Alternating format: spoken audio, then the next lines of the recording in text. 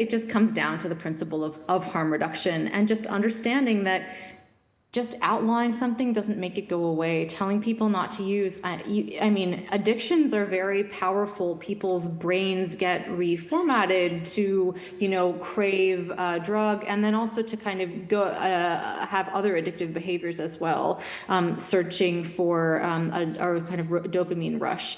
And so, knowing what we know about addiction, you have to give people the tools to be healthy. And the tools to be healthy are not criminalization. They're not found in a prison cell. Thanks. Cassie Hurd, I think you also had your hand up. Yeah, I just wanted to quickly go back and mention a few things around like decentralization.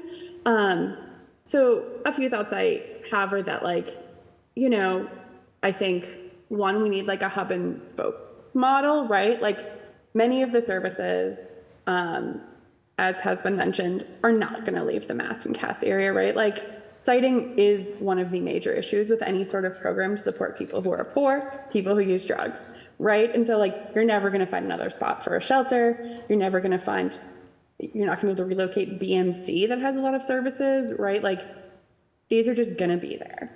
And so if we can offer folks other choice throughout the city, but I think that sort of comes back to the dichotomous thought of people don't want folks in their neighborhood centralized there, but no other neighborhood wants it. And so I think maybe it takes some approaches where the city buys in, leadership buys in to these solutions that are based in evidence and says, we are going to do this and we are going to move forward.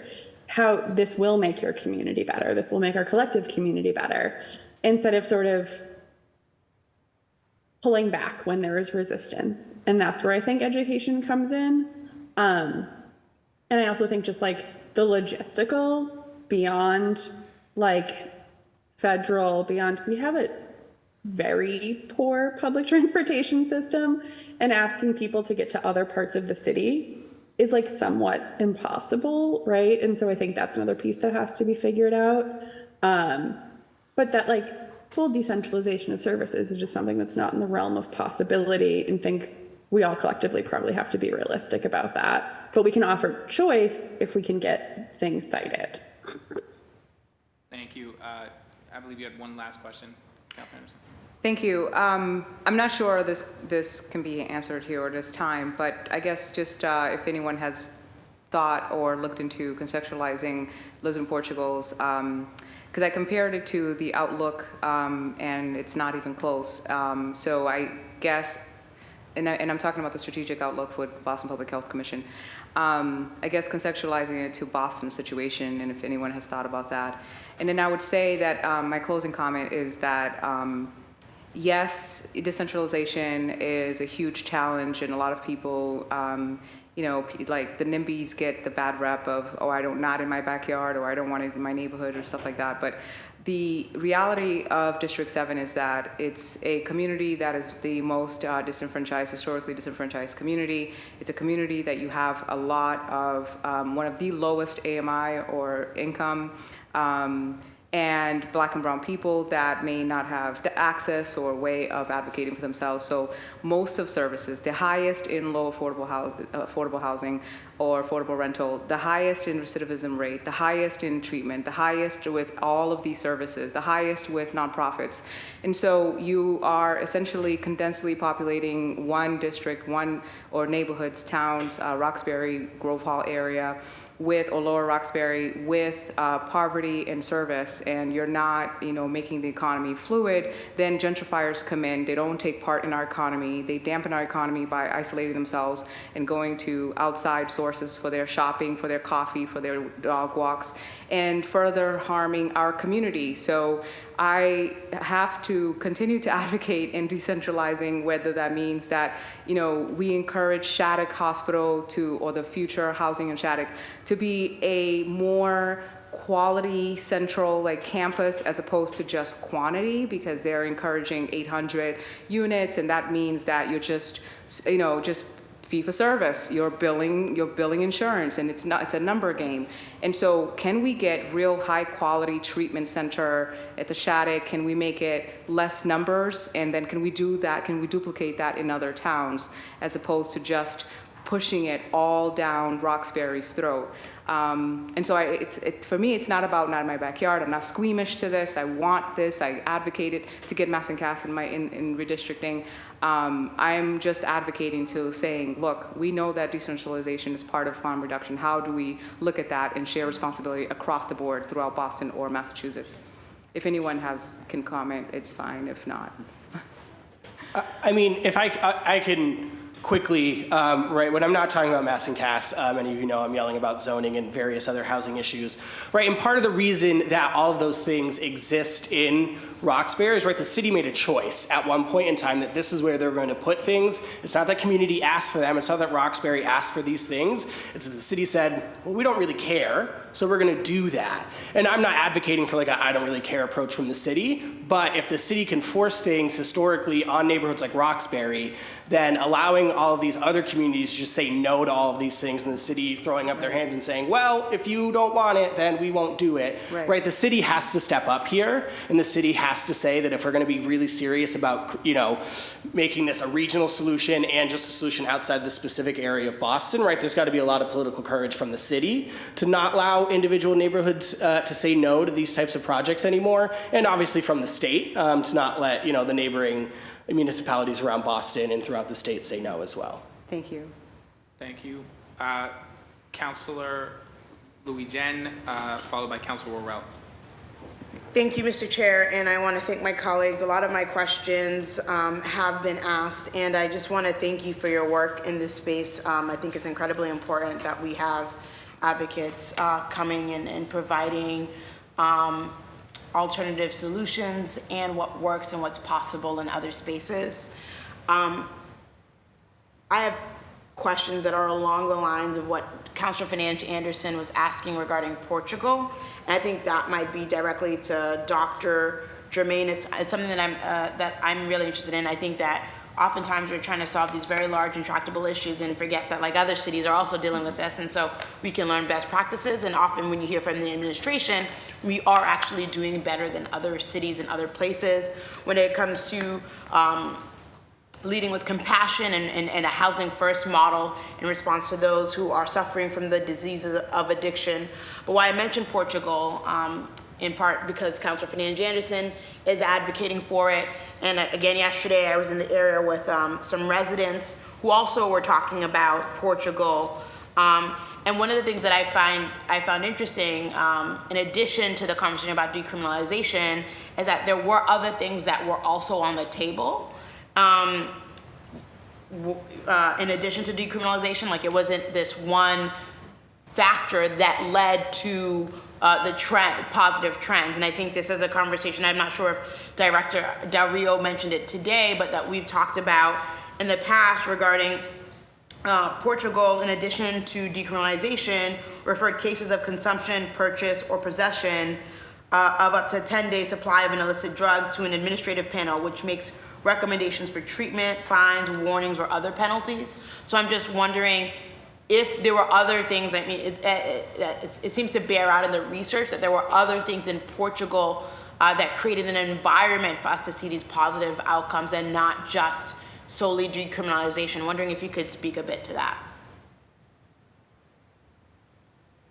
Dr. Germanis. Thank you. You know, I'm not intimately familiar with the other protective aspects of the policy. You know, I do, you know, believe that there is evidence that, you know, in general, decriminalization, I mean, and this is what led us to choose to ultimately just decriminalize marijuana. You know, that decriminalization itself certainly has societal benefits. And I think, you know, sometimes some of the flip side arguments are concerned that this results in a, you know, kind of creating a culture that is embracing drug use. And it turns out that actually youth are less likely to become addicted or to start using drugs also than they had been in Portugal previously. But I would have to do more research on understanding if there were additional protective factors. So my understanding is that this is about, you know, more about whether politicians feel that it is something that they, you know, can advocate for and embrace as a policy. Thank you, Doctor. And also in your presentation, you talked about the tiny homes initiative in LA. And I was wondering if you have a sense of, right, like, I mean, there's an extent, we're doing that to an extent here when it comes to the housing first model, when it comes to the cottages over at Shattuck, when it comes to, you know, low threshold housing. So what is different? Like what, in comparison to the model in LA, what is different compared to what we're doing now? And if you don't know, I'm just always trying to figure out what other cities are doing better, what other places are doing better, and how we can improve. If that's the case, I know, you know, I know that LA is deeply grappling with the issue of houselessness and folks living in tents in LA to an extent that we have not experienced here, and I don't want us to experience here. But if there are things that we can be learning from the tiny home model, it's called the Tiny Homes Initiative, would love to sort of bring that, to see what we can be doing here. You know, I think one piece is certainly the scale of it is larger, and I think that that's a major piece.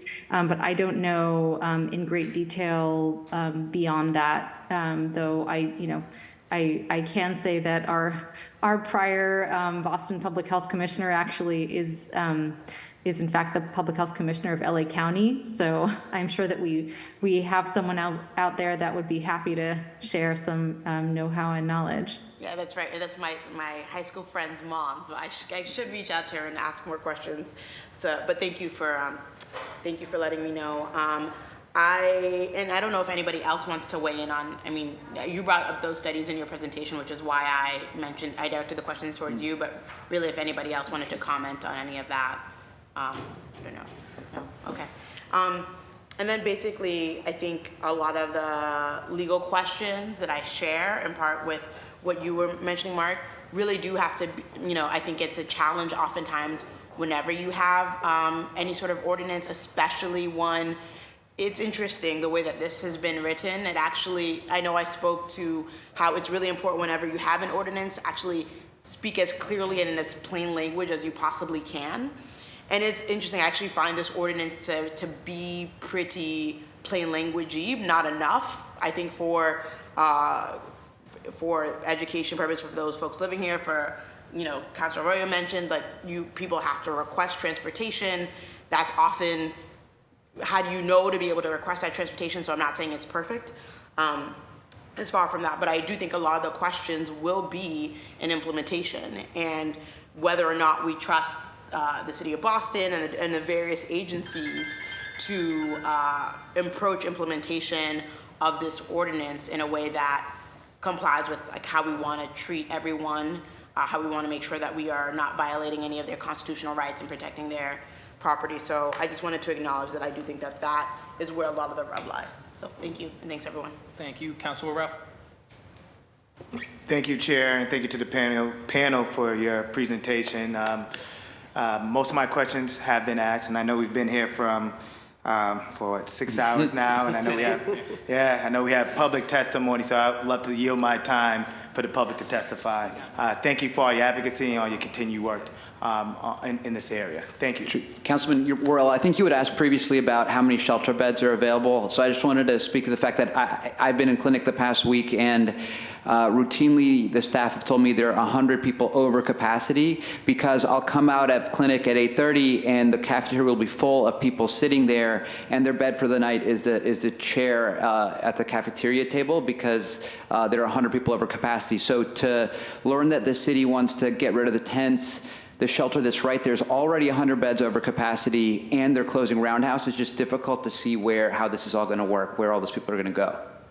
So follow up to that, what's your assessment on the demand then? The demand is huge, and it gets bigger as it gets colder. This is a very seasonal thing. We see more activity outside, more overdoses, all that stuff in July and August because the weather is better. As it gets colder, a lot of people move back into shelter, and not just the mass cast folks. So at a time when shelter attendance is already over capacity and increasing, then to say we're going to add another 150 or how many of our folks now to those roles. I'm not sure how this is going to work, because one of the things that does is that people have to come in earlier and earlier to get a shelter bed. So people routinely will be like, I need to be there by 1 p.m. to ensure that I have a bed. If not, I'll be sitting on a cafeteria chair for the night. So when we make appointments for people at BMC, they cannot be afternoon. If people are looking at jobs, they just cannot take jobs that require them working afternoon, because if they get back after 1 p.m., they are not guaranteed to have a bed in the shelter, and all those are barriers. So this idea of people can't follow rules, but the rules in the shelter are way, way worse than anyone would ever have in their own apartment, just because right now, at least of the scarcity, but among other things. Once they get in at 1, 2, they can't leave. You're not allowed to leave the shelter to work or to do anything. You lose your bed. And if I can just quickly add, to put it into context, it's also not just people at Mass and Cass using these shelters, right? The biggest story in the news right now is we are in a statewide shelter crisis, and it's not getting better. It's only getting worse. So as we are fighting to find placements for people all over Massachusetts, Boston included, the idea that we're ever going to be able to get online enough adequate beds to house everybody, I also, I share the same skepticism. Thank you. Thank you. That was actually very helpful. You asked no questions. You asked a question like hours ago. It was very helpful.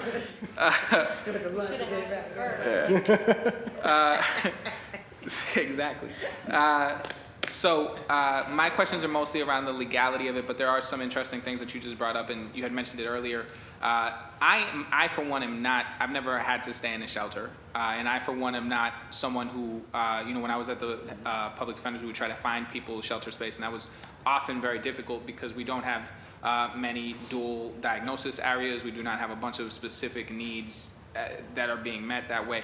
But one of the things you said was that anybody who has any familiarity with our shelter system would know that you can't have some running tally. I would like you to explain that so that people who are watching this, who are like me, trying to understand how we would know whether or not there's any, and that goes into my legal questions, but how we would know there's available shelter based on what you just said. Sleeping in a chair in a cafeteria for me is not an available shelter, but how would you, what were you speaking to when you said that you can't really track it? I think you spoke to that. Oh, I actually think that was me that said that. Somebody but said also, it. if you want to speak to it. If it was you, then.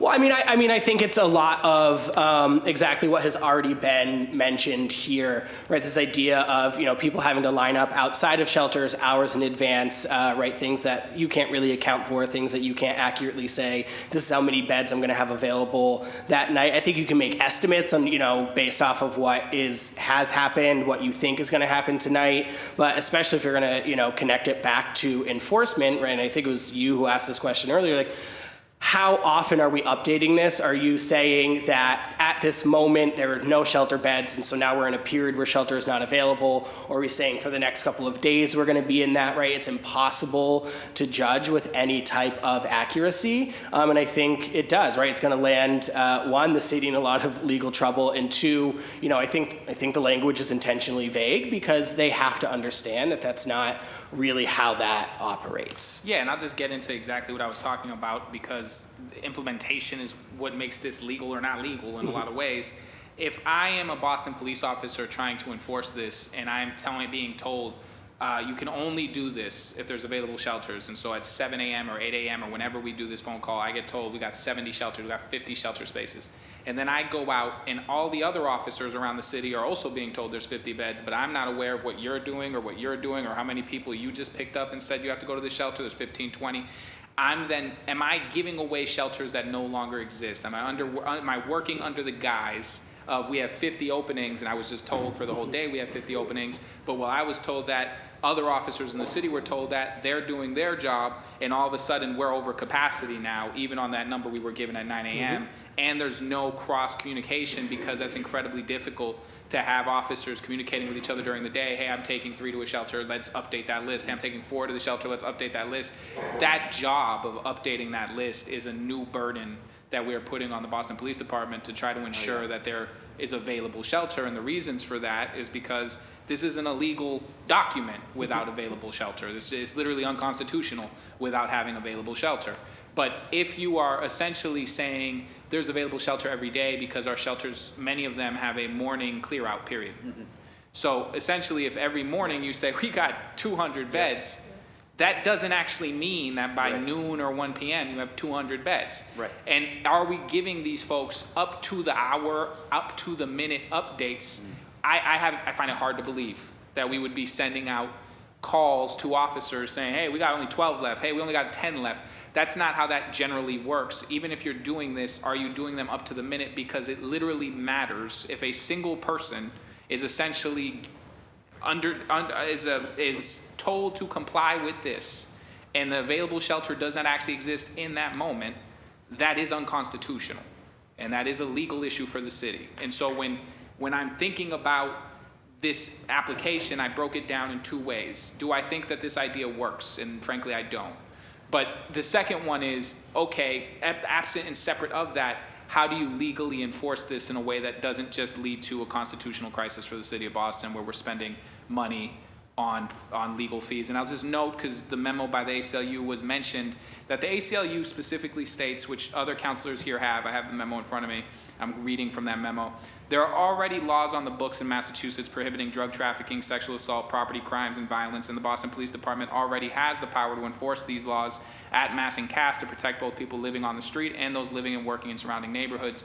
And this sort of gets back to what I was trying to say, which is you're asking for a new law, like that's going to solve all of these other issues, but you already have the ability to enforce these other laws. And so now I'm supposed to believe that something like a tent ban is somehow going to lead to a reduction in sex trafficking and assaults and drug use, and that's just, there's no proof of that. There's no evidence anywhere in the country that that's actually true.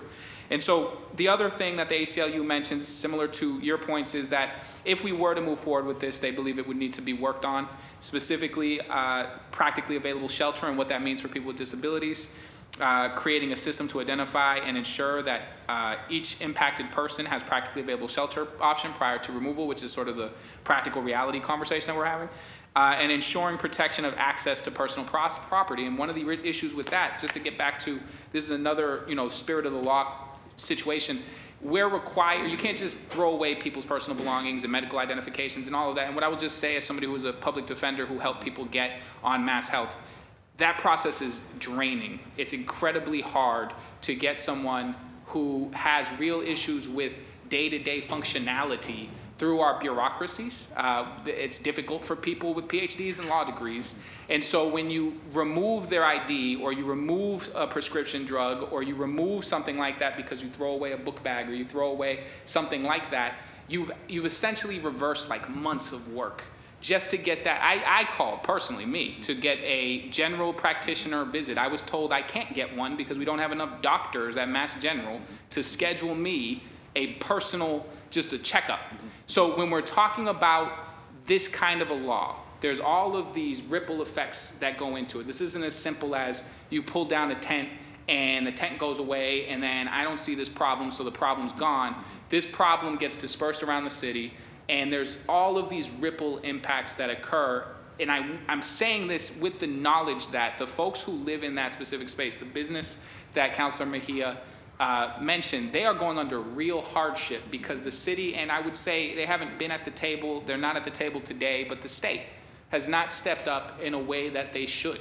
The reality is there's a lot of places of an agreement, I think, in this chamber and with this administration on methods towards getting folks into adequate medical facilities, pipelines, things that we just don't have. What I'm being told with this ordinance is, we want you to pass this law, but the how we're going to know whether or not shelters are available, it's a draft. We're working on that. We'll get to that. How we're going to make sure that the personal property is stored, that's a draft too. We'll get to that too. Don't worry about it. That implementation, this idea, the commissioner, with all due respect, saying, hey, pass this first and then we'll see how it works. That's not how we do this, right? Because those negative impacts can't be reversed. One of the issues I have with the personal storage here, and you can discuss sort of whether there's a constitutional merit to this issue, if I take in, which it doesn't say for how long they're going to hold these materials, it doesn't say for where they're going to hold these materials, I don't have any of that right now as I speak to you. But in the city of Boston, if you are homeless, you likely don't have a vehicle.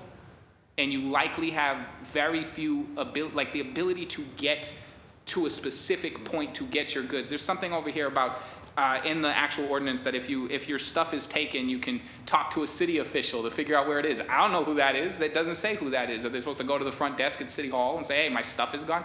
There's a real issue here with what the practical looks like.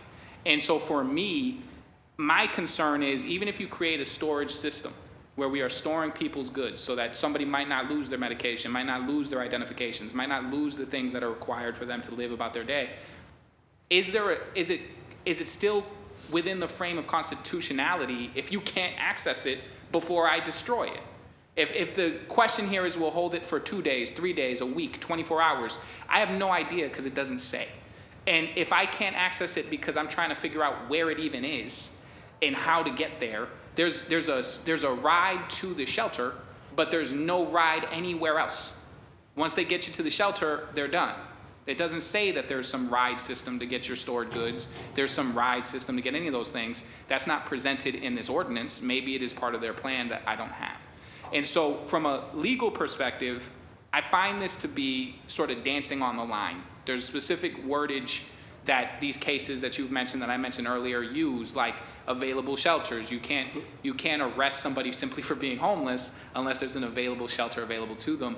And the reality is, I think 2 weeks ago, we had a governor who announced that we are in a shelter crisis. My question for you, I assume you're working as a housing attorney through some of those things. What's the status of that? Because we have seasonal changes to our shelter system, but also we do have an ongoing refugee crisis happening. I don't know if there's any evidence that that's somehow going to go away. And when you're talking about a shelter that's then gonna have to add, I think they said at a minimum 80 new beds, but that's right now. That's not accounting for whoever else keeps showing up or how that works out. Is this situation, when it comes to the shelter system, getting any better? No. Right. I mean, it's not, right? There's so many problems at play here. Like you said, right, we are absolutely in a crisis point, right? That's why we're back. We've got thousands of families living in hotel rooms all across the Commonwealth. I want to be clear, the families living in those hotels are not just refugees. They're not just people coming from other countries. They are people from here, from Massachusetts. And so this is an across-the-board crisis, right? And it meets so many of the crises, right? It meets these, right? We're in a shelter crisis partly because of the new arrivals that we have coming in here. We're in a shelter crisis partly because the cost of living in Boston and all throughout Massachusetts continues to rise, and people continue to be forced out of their home without affordable alternatives. And so they are also increasingly ending up in the shelter system. And so while, you know, the state has declared this, they have not legally officially declared an emergency, right? The governor called it a state of emergency, but there's no formal legal declaration on that. But while we all acknowledge that we're in that, and you know the state's trying to get untold, you know, hundreds of millions of dollars of resources into this, we aren't actually doing anything to stop the root cause of it, because we partially can't, right? We can't stop what's happening in other countries that's bringing people here, and well, we could stop the rising cost of housing in Massachusetts, but that's a whole other conversation for a later date. It's a much longer hearing. Yeah, that's a much longer hearing, and so. While all eyes are on this, I don't see it getting better. I don't see it being a problem that gets alleviated anytime soon, because there's so, like I said, we're not addressing a lot of the root causes. We're throwing more money at it, which is what we need to do, right? It's just simply what we have to do. We have to make more spaces available, but it's clear that that's not possible, and we're not going to be able to keep up with the demand. Because like you said, there's no sign of, new arrivals lessening in the coming months. And again, as other people have alluded to, winter is coming. And so more and more people that are going to be seeking shelter. You have extensive experience working within our shelters. You're working at the Southampton right now. How long have you been? Since it opened in 2015. I started out at Long Island. When that closed, I was at the temporary shelter at the BPHC building over where the garden is and stuff, and then Southampton Street since it opened. Okay, that seems enough for me at least to have some actual expert sort of analysis on this. Do you believe that there is a way to craft this policy that would actually allow in real time any individual to know when they're talking to somebody whether or not there is practically available housing for them or shelter for them. I don't see that that's possible. And just if you can summarize it, what gives you that pause?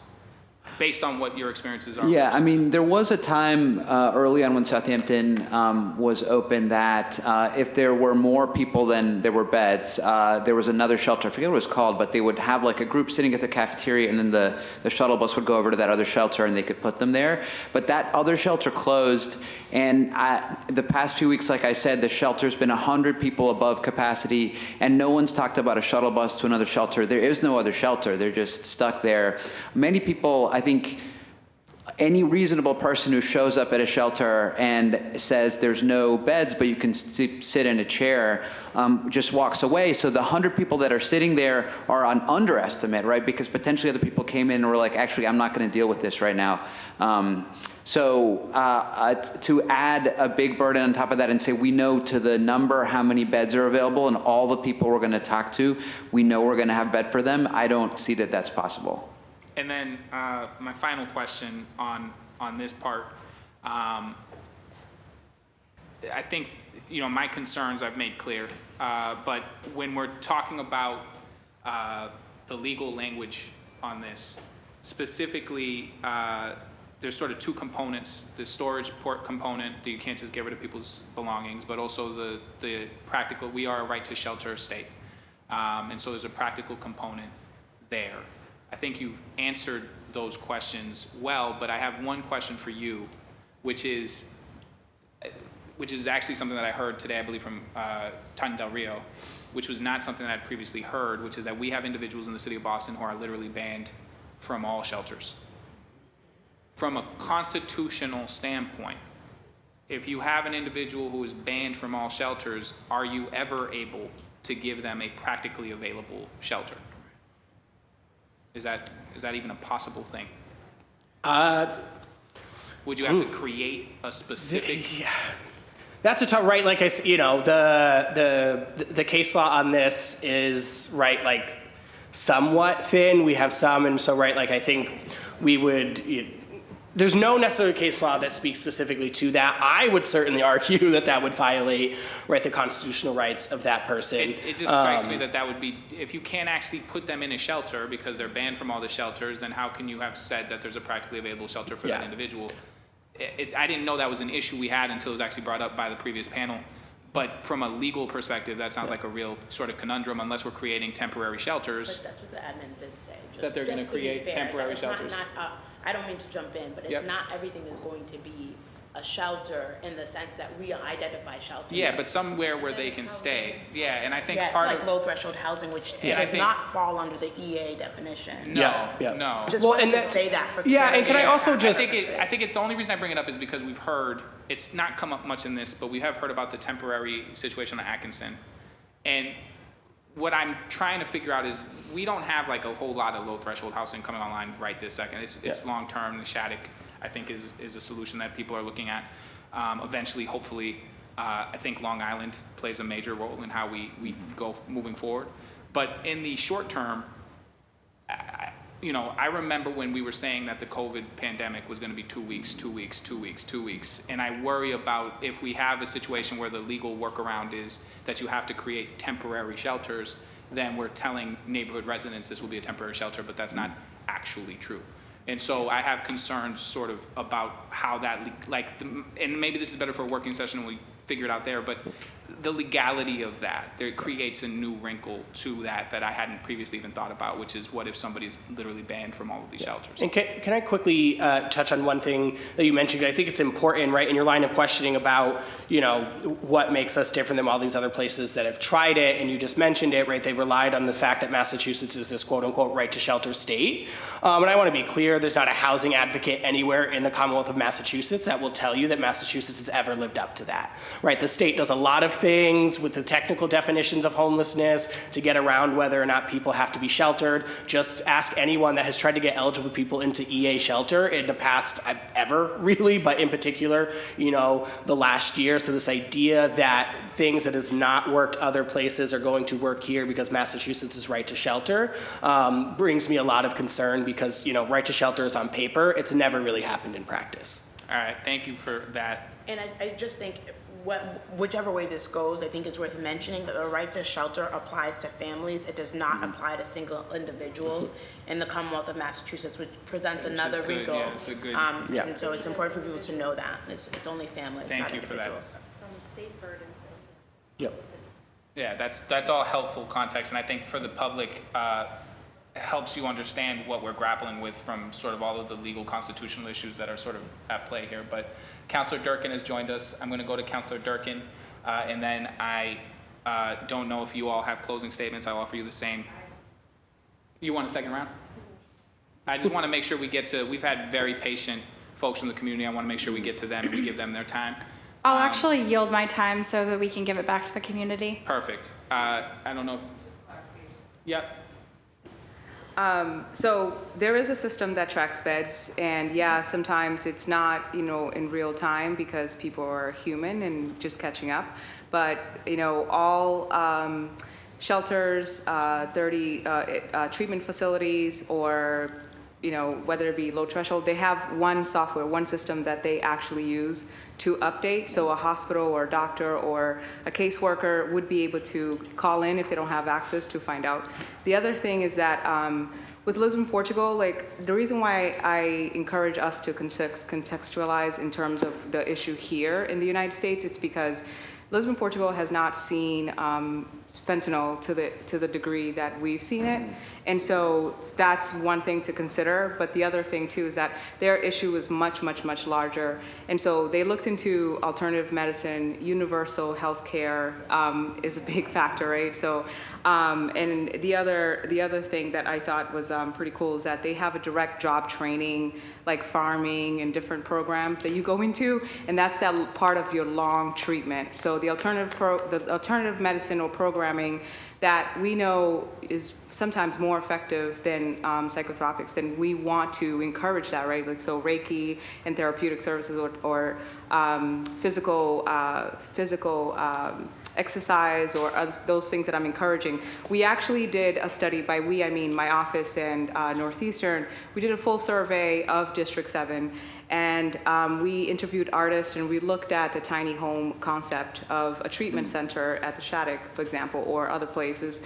And we actually came up with a cost analysis and renderings and designs of what it would look like to actually build something like that. And so I think that we're not looking at quality. So I would continue to advocate.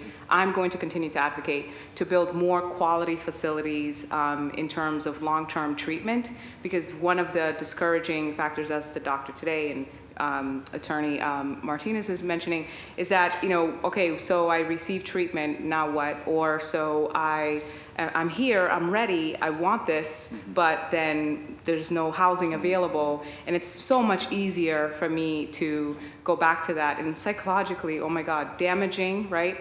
And viscerally with friends and people that are in treatment. Maybe you have someone who's recovered, but you're almost there, and then that has an impact. So this perpetual cyclical effect in friends and community, I think that's why we're encouraging decentralization with any services. But that's what makes it so complex and so challenging. So I think that's why I reserve judgment on all levels. I thank you for your service, and hopefully we can continue to work on this. Thank you. I will close here. I'll give you an opportunity to close. I think we have folks online, but I just think all the time about not confusing motion with movement. The rocking chair effect, it's moving, but it's not in motion.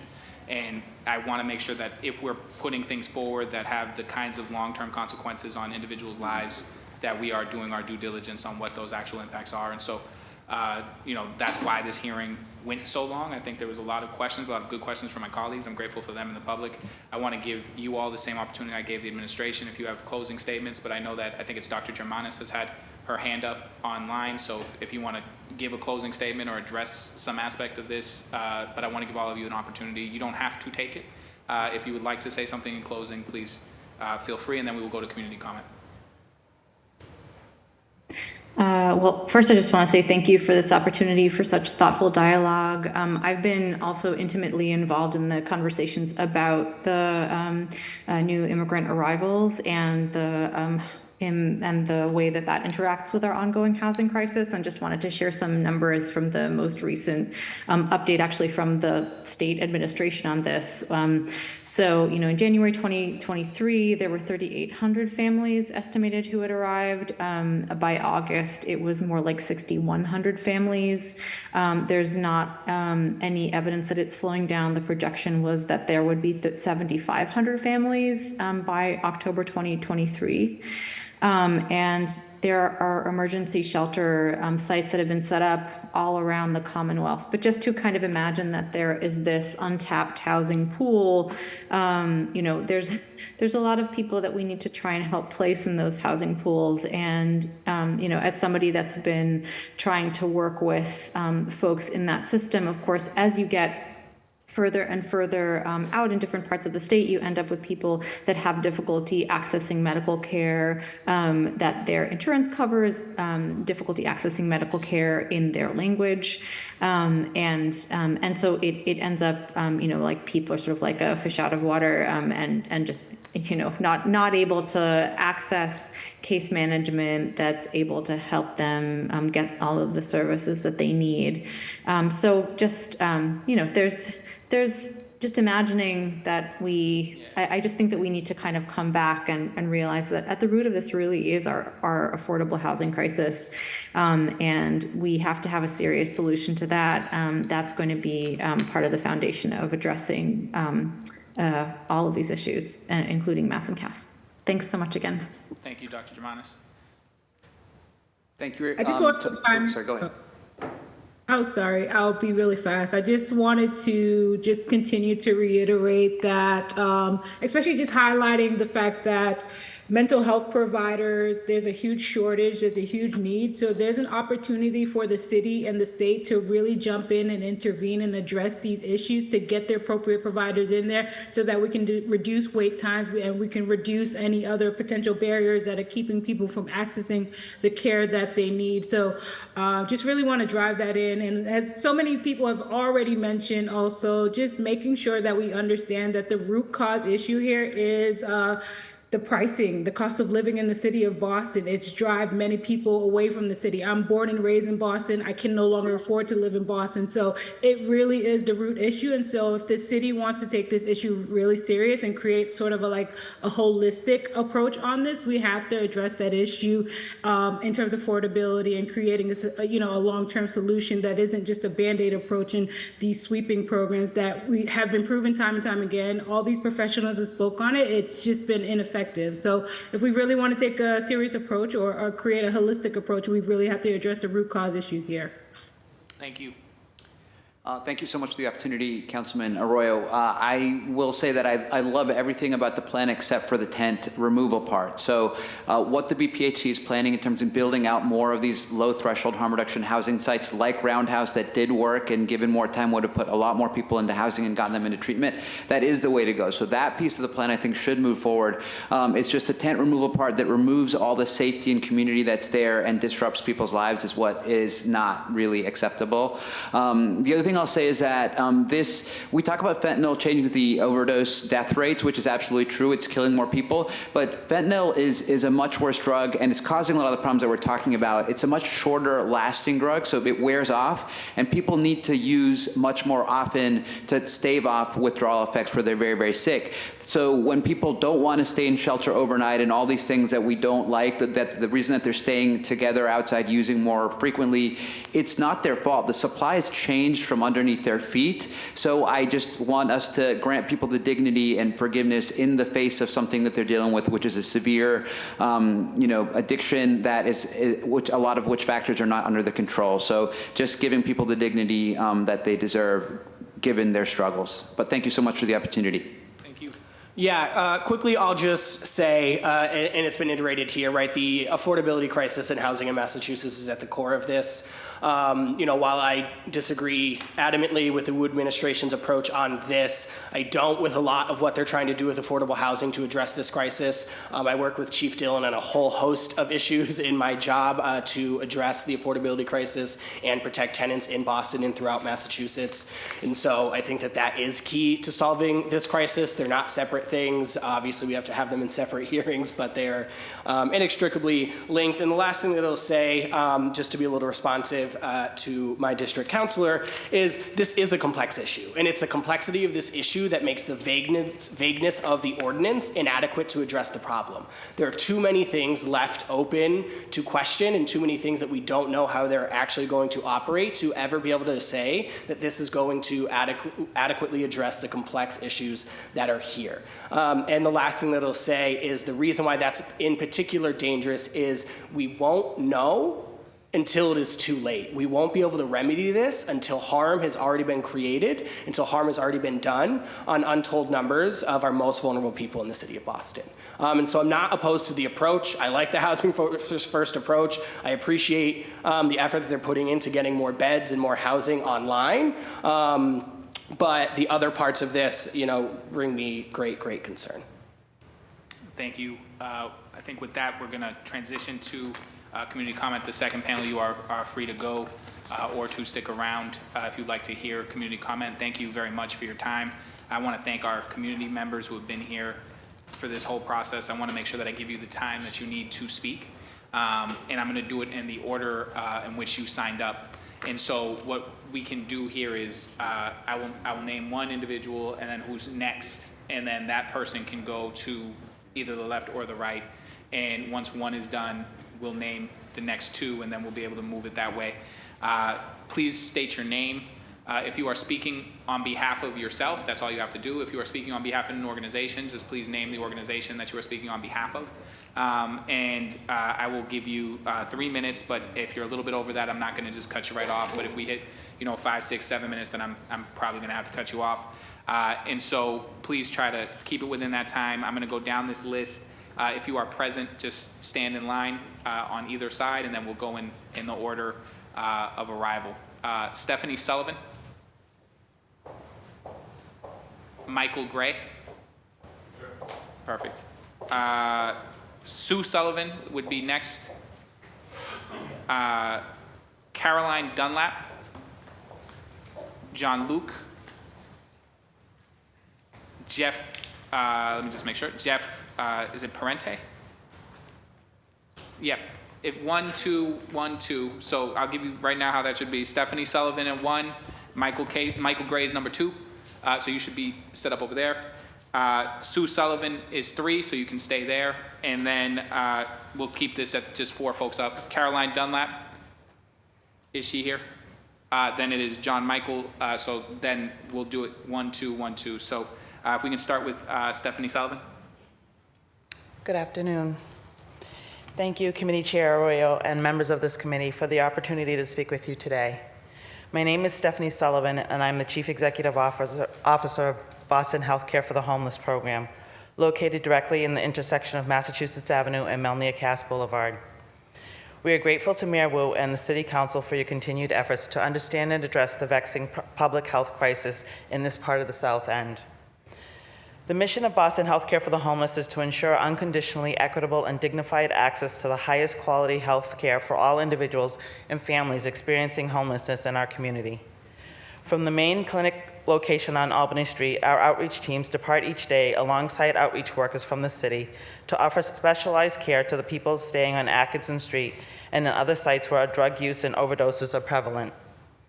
Our medical outreach teams offer the care that is most needed in the moment. Sometimes that means providing someone on the street in a lock zone so they are prepared to reverse a friend's overdose. It can mean bringing HIV prevention and treatment services directly to the street so no one else misses a dose of life-saving medication. It can mean offering connections to therapy or addiction treatment, giving a vaccination, or providing wound care or other primary care services. These vital services keep people alive and provide a basic scaffolding when so many other supports in their lives have fallen away. These outreach services have also played a critical role in mitigating the recent HIV outbreak among homeless people who use drugs in Boston. Prior to 2019, we were seeing 0 to 2 new diagnoses of HIV each year. But in 2021 alone, over 60 new cases were detected, with some of those diagnosed by us directly and others referred by our partners. We immediately expanded our harm reduction and HIV treatment outreach work, including providing both pre-exposure prophylaxis to prevent transmission and directly observed therapy for people diagnosed with HIV. And we're able to bring the new cases down to 20 cases the following year, and finally just 4 cases so far this year. This outreach work is critical. We recognize the safety concerns around and on Atkinson Street are significant, to say the least, and we have been forced to make some very difficult decisions in recent months about whether to deploy our staff to the area or find alternate locations for service delivery. We recognize the impact of such decisions on our patients has been profound and disrupted vital medical care for many of them. There is no sidestepping the fact that the dangers in this are real, especially to those who have nowhere else to go but the street. It bears repeating that people who do not choose to stay in these conditions without considering the possibility of emergency shelter. It can be difficult for many of us to imagine, but there are many reasons why someone would opt to remain under a tarp in the street rather than seek out a shelter bed. To see this choice being made over and over again by hundreds of people leads us to the reality that our current shelter system does not accommodate the needs of people, and alternate housing and shelter options are desperately needed.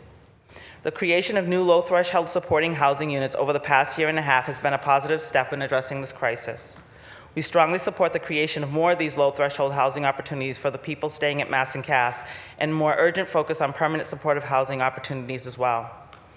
As the city continues to do the essential work of connecting people to those low-threshold housing units, it must also invest in the clinical support services that are necessary for improving health, retaining housing, preventing overdose, and working toward recovery. The transition from street to housing is critical and often high-risk time for both medical issues and overdose among people with active addiction, but can also be a moment of opportunity to engage in primary care, harm reduction, and substance use disorder treatment services if these are readily accessible. One of our own clinician researchers, Jill Roncrarty, published a study in 2021 documenting the long-term outcomes for over 70 chronically unsheltered individuals who are linked to supportive housing. She and her fellow investigators found that nearly half of the cohort died while housed, and housing retention was a persistent challenge. It has become clear to us through studies that this survival population requires consistent long-term clinical supports. We recommend the city consider how interventions that increase risk of involvement in the criminal legal system can also increase risk of overdose. Those related from jail in Massachusetts are 120 times more likely to experience a fatal overdose than the general population, according to a 2017 report. People of color have been disproportionately impacted by both the overdose and affordable housing crisis in recent years, and they are arrested and convicted for drug offenses at higher rates than whites. Incarcerations have also been shown in multiple studies to increase the risk of HIV and hepatitis C transmission. We recommend the city prioritize interventions that may prevent incarceration, offer stabilizing supports, and reduce recidivism. This includes not only overdose prevention centers and clinical supports in housing, but also partnerships with legal advocacy organizations. Thank you for this opportunity to testify, and thanks again to the City Council, Mayor Wu, for considering how to best create a safer, more humane conditions for people experiencing homelessness in this area. Thank you, Ms. Sullivan. Michael Gray. Good afternoon. Michael Gray. I'm an outreach worker. I'm a volunteer, though. I used to belong to a bunch of the outreach groups in the city, and I walked away from all of them because 3 of them I named. One person was embezzling money. There was a bunch of drama that I have no interest in. So I do it on my own now. I represent a group of people that we go out in the street. I lost my best friend out there is the reason I'm out there, and I've been there for 10 years, which the mile, which we call it Marty's Mile, because he created it. You can't mince words about it. He created that damn place. And now we're left with it, and he created Amsterdam from the wire. That's exactly what he created. Drugs illegal down there, and it's mayhem. The one thing I'm a little concerned about, I haven't heard yet at all today, I've sat here since 10 a.m. I haven't heard one person mention tranq dope or xylazine. That's the newest thing, that it's not an opiate, but people are taking it intentionally or not intentionally. It's in the drug supply. And it's an elephant tranquilizer, worse than ketamine. And people are losing limbs, their skin's falling off. It's horrific, like no one's ever seen before. And there's nothing you can do about it.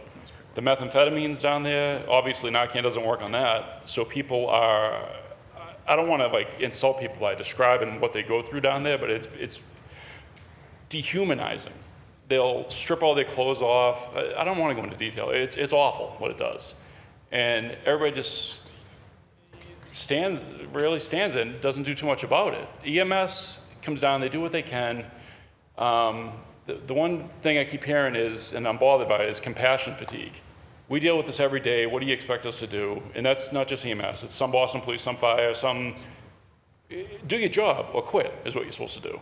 Go on vacation if you need to clear your head a little bit, but you got to treat people. I've knocked in over 300 people personally. I have 200 boxes in my car, and I'm just a volunteer. I believe in this though, but when you're knocking the same person 10 times, you wonder if you're prolonging their death. It's going to happen eventually because there's no detox beds. The shelters are horrific. I challenge anybody to spend a night in the shelter. It's horrific. People are raped, beaten, everything else. It's awful. And I'm not in recovery. I've never been homeless, thank God. I'm down there every single day and I experience it and I try to help people the best I can. Right now at Atkinson, it's compressed into a small area. Boston police, and I'm not faulting the police, I'm just stating what's going on.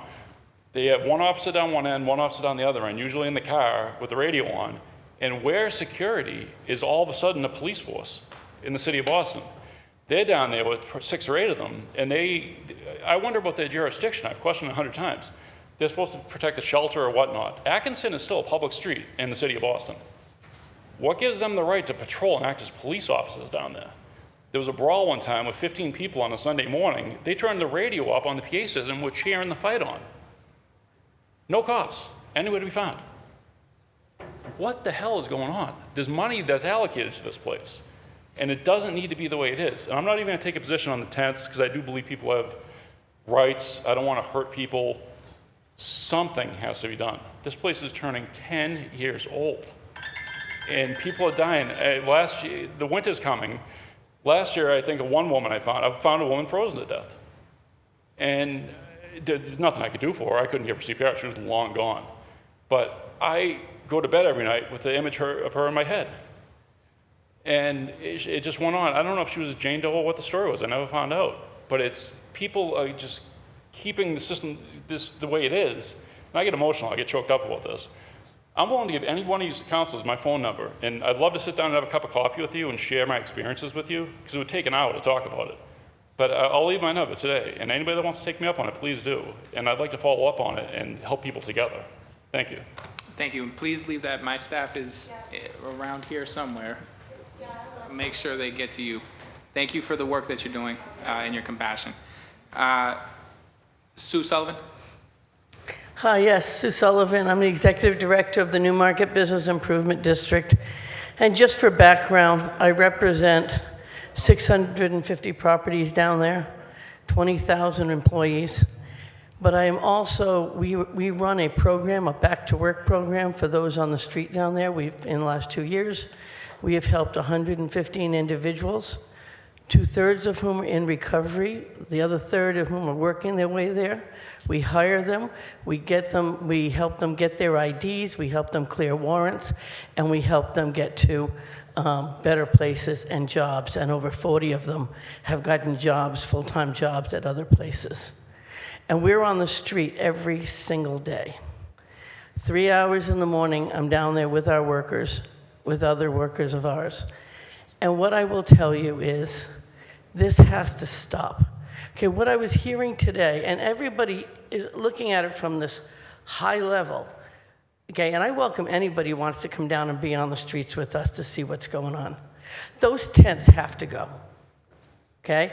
I don't care what anybody says about that we can arrest other people, we can arrest people who aren't in tents, we can arrest this or that. But like Michael before me, I have found people dead in these tents. I have talked to a woman who wasn't allowed out of a tent for 3 days because a guy was pimping her out in there. Okay? And that's just the tip of the iceberg. There are people, the drug dealers are down there, and they're in the tents. People in and out of the tents. Officers can't see them in there. They come in, they go in, they do their business, they come out. Everybody knows it. I can tell you who it is. But they can't arrest them. Okay, we need those tents down. I don't care. I'm not going to tell you how to vote. I'm just going to tell you they have to be out of there. And one of the most important things here is that what people weren't getting in the city's plan is that they're talking about the 60, 70, 80 people that need housing, okay? Those are the people that actually need somewhere to be, the ones that are two people, or they have mental illness and they need something. Everybody else down there is there for the party, and you think I'm wrong, okay? You may disagree with me, but if you come down and you're down there on the streets with us, I know every one of them by name. I can tell you there are 30 or 40 people that have housing that just come down there because someone said it's a community, and they can do their drugs, and they can be all part of everything.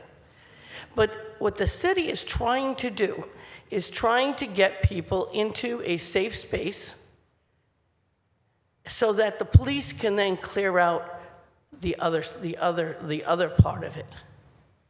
Now, I don't agree with where the safe space is, where they want to put it.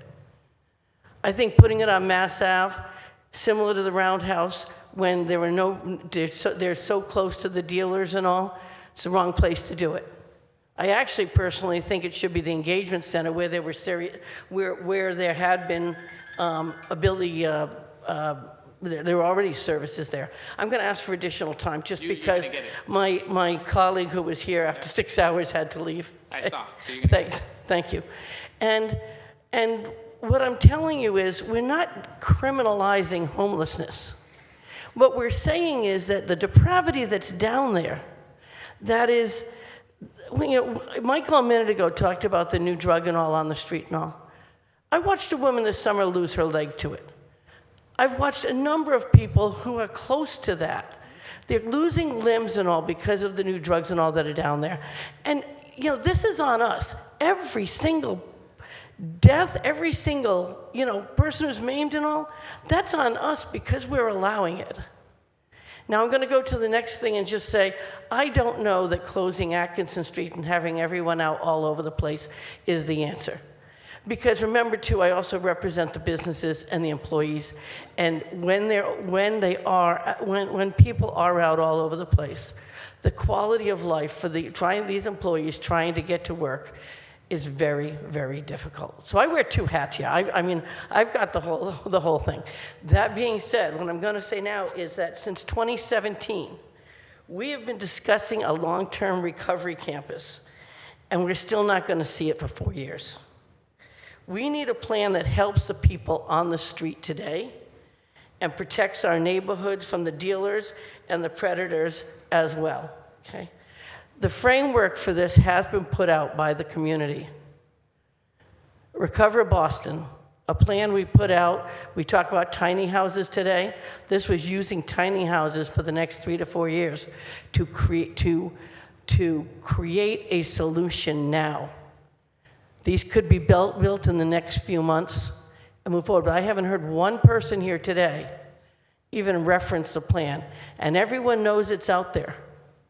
I am more than happy to explain or come before the council and really dig in on this because it is using tiny houses for a recovery campus for the next 4 years. So I'm going to ask that our mayor and this council actually take a really good look at that because we do need recovery. We do need recovery beds. Every day we need more recovery beds. And we need to get people into recovery and housing. Thank you. Thank you very much. Jean-Luc? Yeah, thank you. Thank you to Chairs Arroyo and Louis-Jean for this opportunity to provide comment. My name is Jean-Luc Purit. I'm the president of the board of directors for the North American Indian Center of Boston. We're Massachusetts' oldest urban Indian center, and we provide cultural and social services for the New England Native American community for over 50 years now. And our area expertise when it comes to these conversations is our experience in working with, on the state level, Department of Public Health, the Bureau of Substance Addiction Services, UMass Boston, in terms of like putting out curriculum and evidence-based training in regards to applying traditional ecological knowledge to substance addiction prevention strategies. And that work is often disrupted by a lot of what we say is anecdotes, but the real life cases that walk through our doors. People that lose family members to the opioid addiction crisis, women that are trafficked, families that are broken up and are dealing with family court issues. So it's a lot that we deal with, and I want to just uplift the work of our organization first and foremost. I do want to share some of the frustration that's been voiced by this committee in terms of some of the facts and figures that may or may not have been presented. As a matter of fact, the timeline that I have right here, October 2021, we have the final mayoral election when Michelle Wu opposed the Long Island Bridge, and Anissa Sabe George actually was for it. And then something happened between actually being elected and then January 4th of 2022 when the first Long Island tour happened. So somebody sold the mayor on the idea that bridge needed to be built, despite the fact that she argued against it within the final election. But going from that first Long Island tour to the last Long Island tour, which happened on August 23rd, 2023, when there was announced plans to rebuild the bridge and the recovery campus, a week before we got this ordinance that we're all talking about here, Carrie Griffin, the Director of Public Facilities, said on that date, the long-term campus, first we need the vision. We have a great plan that we had started in the the Walsh administration that we looked into. But there's changes in that. Then we need to provide what we need for the building count and for the bed count and for how the campus would be set up. And so as part of the process, we would go through many estimating exercises, but it all starts with the vision and what this island of hope is going to be. So of particular interest in the city's public health-led approach and the mayor's stated plans concerning Long Island and the Boston Harbor Islands. American Indian tribes and First Nations have regularly corresponded with the mayor's office since the Walsh administration.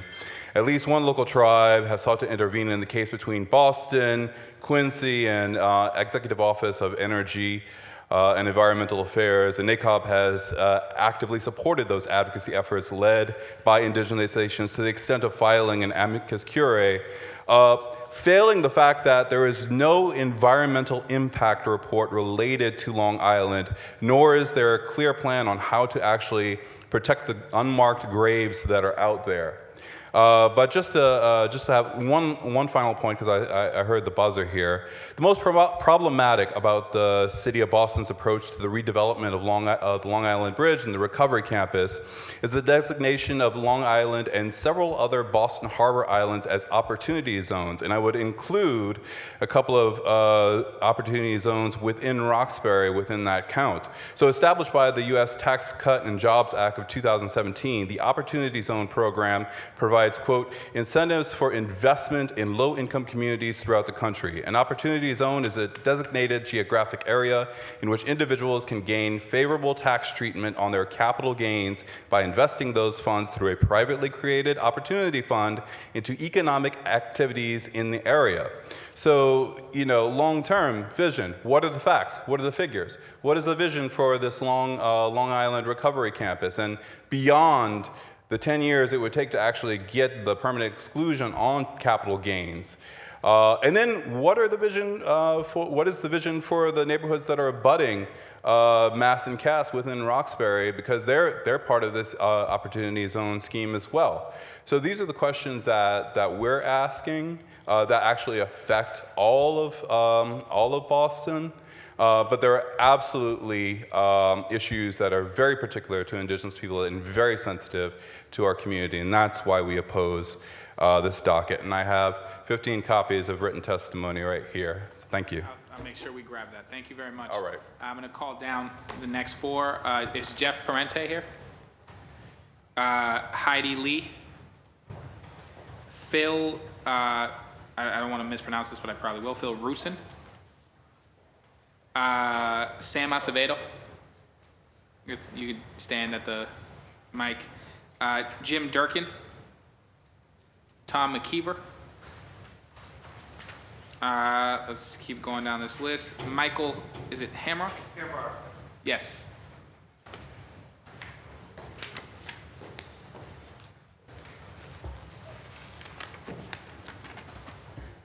Alex Winston,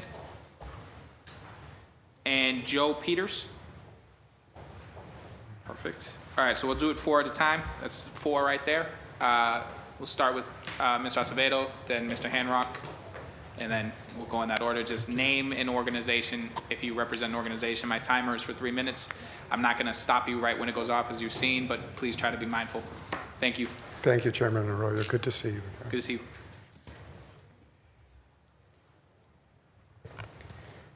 Chairman Arroyo, esteemed city councilors, I appear here in support of the mayor's ordinance, imploring you to enact it. I'm Sam Acevedo, a 1993 graduate of Boston College Law School and trial attorney in the New York City Family Court, their Office of Corporation Counsel for 6 years.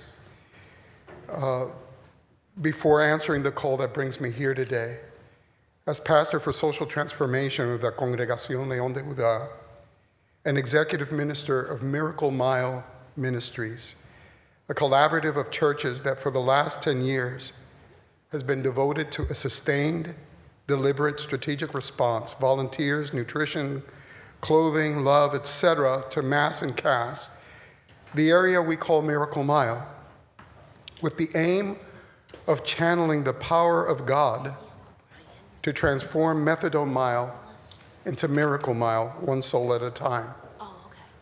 A soul like Ben.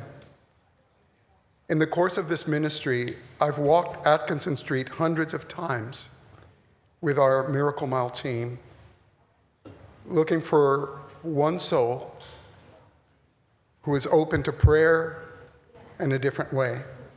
One morning last July, the Lord led us to Ben. As I typically do, I knelt beside him on the asphalt where he was sitting and asked Ben if he'd like me to pray for him. It was as if Ben was waiting for me. And Ben began to open his heart, sharing that nightmare that had led him to Mass and Cass. But he was being interrupted by a guy sitting on a stool beside him who got angrier and angrier by the minute and bellowed at us. "What are you doing here? You don't belong here, get out of here." The guy on the stool had in his fist about a dozen syringes preloaded with some poison, heroin or fentanyl, I would guess, and countless more syringes in his open bag. After 20 years of ministry, I recognized that voice and its source. And I told that voice that I would leave only after I prayed for Ben. And we did. 20 minutes later, Ben walked into our breakfast in the Fellowship Hall of Lion of Judah. And I blessed God and rejoiced to see him, one soul at a time. There was a police officer not even 50 feet from that spot where I met Ben. Why not arrest the guy with the syringes? Anyone in law enforcement knows that it is folly to attempt an arrest in that environment with a tangled mass of 200 or so souls where you can't tell who is preying on whom, unless you have a street's eye view of Mass and Cass and who spent hours there. You wouldn't understand.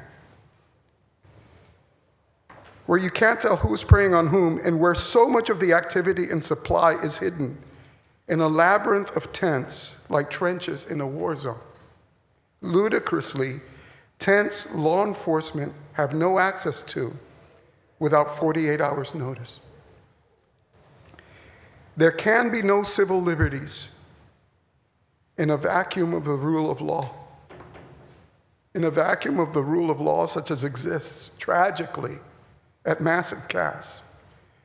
We've heard the leading law enforcement officials of this city, Mayor Wu, DA Hayden, Commissioner Cox, as well as those who lead our public health and housing commissions, tell us that to end this nightmare, to separate predator from prey, to separate the hurting and broken from those who feed on them and benefit from their brokenness, they need this ordinance. History's watching. To end this hell on earth, That was the extent Thank of you. time. to end this hell on earth, I implore the city council to enact the mayor's ordinance intact, immediately. And thank you for your time. Thank you, Mr. Acevedo. Dr. Hanrock? Thank you, Councilor, for allowing me to speak. My name is Dr. Michael Hamrock. I represent Power Forward. I'm a board member there. It's an organization that's mission is to remove the stigma of addiction, as well as provide sober living scholarships for people with addictions. As a lifelong Boston resident and long-standing primary care and addiction medicine physician in our city, I greatly appreciate the dedication and hard work of our first responders, Boston Public Health Commission staff, and outreach workers in caring for those suffering from mental health issues and substance use disorders in the Mass and Cass areas. Despite these tireless efforts, the escalating safety problems in this area demands an even more comprehensive and humanistic approach to optimize the physical and mental health and safety of our most vulnerable citizens. This could be accomplished by bringing these vital services directly into the Mass and Cass neighborhoods by mobile integrated community care units, or MICCUs. These units will become embedded in this area and provide more integrated services with specially trained and less threatening unarmed crews in situations that include crisis intervention, behavioral health care, chronic and urgent medical issues, housing emergency, and substance use disorder care. They will be staffed by an EMT paramedic, a clinical social worker, and an addiction medicine provider. MICUs will be capable of providing on-the-spot Suboxone medication for those afflicted with opioid use disorders. Additionally, they will arrange transport to a medication-assisted treatment program for follow-up care or direct transport to a detox facility for evaluation, treatment, and admission. Suboxone is an effective medication that binds the opioid receptors in the brain and helps prevent opiate withdrawal symptoms as well as triggers for relapse. When taken as prescribed, it has been instrumental in preventing illicit behaviors, overdoses, Hep C, and HIV. The deadly opioid fentanyl and the brain-impairing psychostimulant methamphetamine are causing tremendous havoc in the Mass and Cass area. Synthetic methamphetamine is known to cause psychosis, violent behaviors, homelessness, and often renders chronic users incapable of recognizing how ill they truly are. The pervasiveness of these toxic drugs in this area requires a bold therapeutic strategy to prevent further sufferings and deaths. For those afflicted individuals reluctant to receive addiction care from the MICU team, the addiction medicine clinician will have the option to have them civilly committed and treated involuntarily for the hijacked brain disease of addiction. This Section 35 will be filed after making the clinical decision that there is a likelihood of serious harm because of an alcohol or substance use disorder. This inpatient level of care includes withdrawal management, medication-assisted treatment if needed, counseling, assistance with co-occurring mental health problems, and case management to arrange appropriate addiction treatment for ongoing care upon discharge. I've witnessed many of my patients' lives saved and transformed because of the last-ditch efforts by family members or physicians to section an affected individual in the throes of addiction. I had 2 patients yesterday in my clinic, both were sectioned about 6 months ago. Fortunately, they're doing very well now. So for the right person, it is very effective. Boston attracts many from afar to receive exceptional care at our world-renowned medical facilities. It's time that we offer the same hope to those in the Mass and Cass areas suffering from mental health and substance use disorders, instead of settling for its present status as an enabling encampment for far too many. This novel therapeutic approach of the MICUs will promote the expectation that all those who flock to this area will be leveraged to receive definitive care for their life-threatening substance use disorders. I do believe these mobile units will be instrumental in transforming the delivery of mental health and addiction care to those in most need, while restoring a sense of safety and security for those who reside and work in the Mass and Cass neighborhoods. Thank you all. Thank you very much. We now have Alex Winston, and then it'll be Joe Peters, and then it'll be Mr. O'Brien, Neil O'Brien. Mr. Winston, the floor is yours. Hi, my name's Alex Winston. It's a very interesting being here today. I've learned a lot. I grew up in the Boston area and went to Boston Public Schools. My family has a business in Boston for over 65 years. I really consider myself to be a Bostonian. I'm proud to be a Bostonian. I've worked in the addiction field for 15 years, and I'm grateful to say that I have 25 years of personal experience in recovery in the Boston area. And so I know about what's going on down on Melnea Cass and Melnea and Southampton Street and Melnea Cass. And first of all, it's not a Boston thing. This is going on in every city in the country. New York, Chicago, Dallas, Austin, LA, San Francisco. So it's a nationwide crisis. It's not a South Boston thing. It's not a Roxbury thing. It's not a black thing. It's not a white thing. It's a human thing. The human beings out there. The people that are living in those tents are people's children, their sons, daughters, brothers, sisters, people's parents. And, you know, as a person from Boston that's proud to be a Bostonian, I drive by there and I'm embarrassed. I'm embarrassed. I see them, I drive by, and people are living like animals. They're living like animals. And I don't think it's acceptable. And I think that we have to do something as soon as, it's a crisis, it has to be taken care of as soon as possible. We talk about disrupting people's lives. Disrupting their lives by going and taking them out of there and forcing them to do something. Their lives are pretty disrupted right now. Their lives are as disrupted as it could be.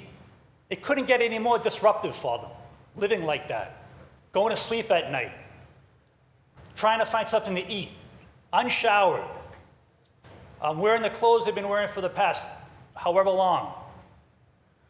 So that's a pretty good, I think they should be disrupted. I think we should disrupt their lives as opposed to just watching it and, oh, it's okay, and accepting it. There's also talking about dignity. You know, we have to respect people's dignity. Well, I don't think we're respecting their dignity by letting this continue. I think we're actually treating them with no dignity. You know? And there's also an element of forcing them, you know, forceful. Can we force someone into recovery?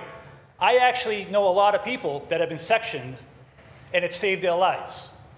I don't think that these people on Melnea Cass Boulevard are going to wake up tomorrow morning and say, I need some help. Today's the day.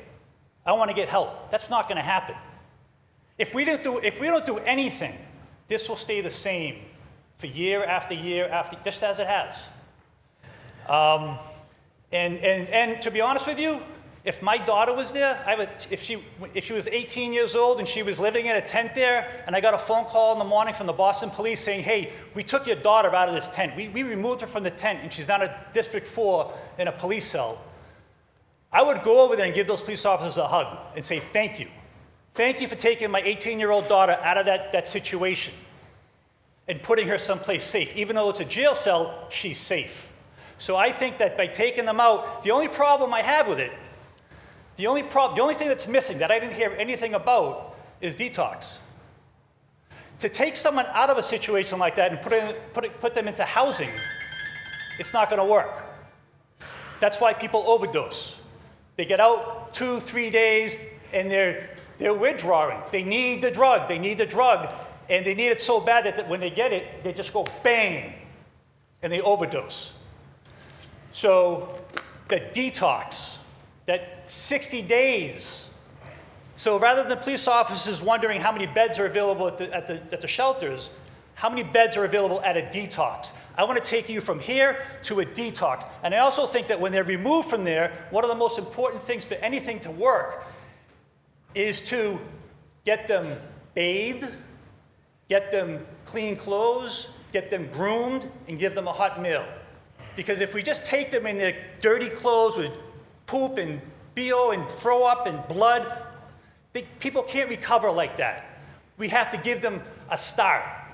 And the start would be to give them some dignity by showering them, giving them a haircut, giving them a toothbrush, giving them a hot meal, and giving them some clothes so then they can have some dignity and then do something to work. But the detox is going to be the most important thing for this to work. And if I was the mayor, I would do anything I could do to get that Long Island Bridge built. I would do anything. They're building, I live in the Seaport, they build skyscraper after skyscraper after skyscraper, billions of dollars worth of construction. Why can't we build a bridge? Why is it going to take 4 or 5 years to get that bridge built? So I appreciate everybody being here and listening, and thank you very much. Thank you. Mr. Peters, Joe Peters, and then we have Mr. O'Brien. Mr. Peters. Hello, I'm Joe Peters. I'm not here representing any specific group or anything. I'm just a concerned party. And most of the points that I was going to bring up have basically been covered. It's basically that the way the ordinance is written is intentionally vague to make it at least give the plausible deniability that there are actually shelter beds. And I mean, there aren't. All of the shelters are massively past capacity. And that just provides cover so that it will appear to be constitutional when in fact it's functionally not. And that there is an emerging body of research about how do you deal with an encampment of unhoused people. And it turns out, yeah, it is actually that you give them housing and provide them with the resources to improve their lives. That's the thing that works. That's the thing that is becoming increasingly apparent. And that's the thing that we need to focus on. Doing more sweeps, or if you want to call them mops or whatever, it is not going to help. It's just going to make things worse. You can't make things better by making things worse. And that's all I wanted to say. Thank you, Mr. Peters. Mr. O'Brien, and then we'll call another 4 up. Awesome. Thank you, Mr. Chairman. Thank you to the city councilors for their time and dedication on this matter. Thank you to the panelists. My name is Neil O'Brien. I'm representative of SEIU Local 888, which is the Service Employees International Union. Local 888 is the City of Boston Workers Union, representing the highest number of civilian workers, of employees in the City of Boston, within the City of Boston. I work alongside President Thomas McKeever, who's currently the president of Local 888, who's worked relentlessly down the Mass and Cass area because we represent outreach workers in this location. It's Local 888's understanding that the current administration has had some success as far as placing people into low-threshold housing and into permanent housing. The ordinance, as we see it and as it's read, it appears that it may boost public safety and continue to expand the housing, the low-threshold and the permanent housing. And it would be ideal to see the return of Atkinson Street to a traditional Boston roadway. I think beyond that, this policy shows that it may provide a 48-hour notice to remove the encampments. You've heard from many that the encampments, that they believe that it causes problematic. But I am here in the interest of the worker, the outreach worker. These outreach workers are brave and they're proud. When we see them in the street, which is often, they say to us proudly that I've not lost a single client, or I've lost only one client. That's how they open up and what they lead with. They're very proud about what they do. We see that the BPHC has somewhat withdrawn workers from the engagement center area on Atkinson and Topeka due to violence. We all know that the tents down there have weapons, guns, knives, machetes. There's criminal activity. From what is reported to us and what we see when we go down and work the area, The people that are running the area seem to be some relative gangs. Generally, the person that's on the scooter is the one that is the drug dealer. They go down to the exit door of South Bay in the morning when people are released. They offer them free drugs and free needles, offer them a tent so that they can have their own new encampment. And after a 2-week period, approximately thereof, they fall into servitude where they're captive audience drug sales for that person who gave them the free drugs, and they're paying rent for the tent, as reported to us, to our workers who walk this population all day, every day. The majority of the homeless in that area seem that they're not from Boston. I'm a native of Boston, and that they don't come from here, or they don't live down here. But our workers are charged with walking this population 24/7. They literally are shoulder to shoulder walking throughout this population. And the only relative comparative analysis that I can give it is that they're somewhat like prison guards. They're down there in a population that's unsafe, and they're providing the services that people have discussed here earlier, which they're showing up with bandages and oxygen tanks, and they're doing, performing duties above and beyond their job description along the lines of an EMS worker. These people, these workers are subjected 24/7, 3 shifts a day, to the most explosive volatility that could probably be demonstrated in any workplace. It's clearly the worst workplace that we see as we manage collective bargaining units statewide. Sometimes change is good, sometimes change is bad. Local 888 supports efforts to improve the safety of the area and reduce the traffic along Atkinson and Topeka. The open-air drug market has been there for a decade approximately. We're in favor of a relative dismantling of the area. We believe it's necessary. Local 888, SEIU Local 888 supports Mayor Wu's ordinance in order to address this effort, because this is not about politics to us, this is about people. So thank you for your time, and that's all. Thank you. All right, we're gonna call up the next batch of folks. Is Ben Murphy here? Yep, first up. Carol Costello. Mario Signori. Hopefully I'm pronouncing that correctly. Tim Folo.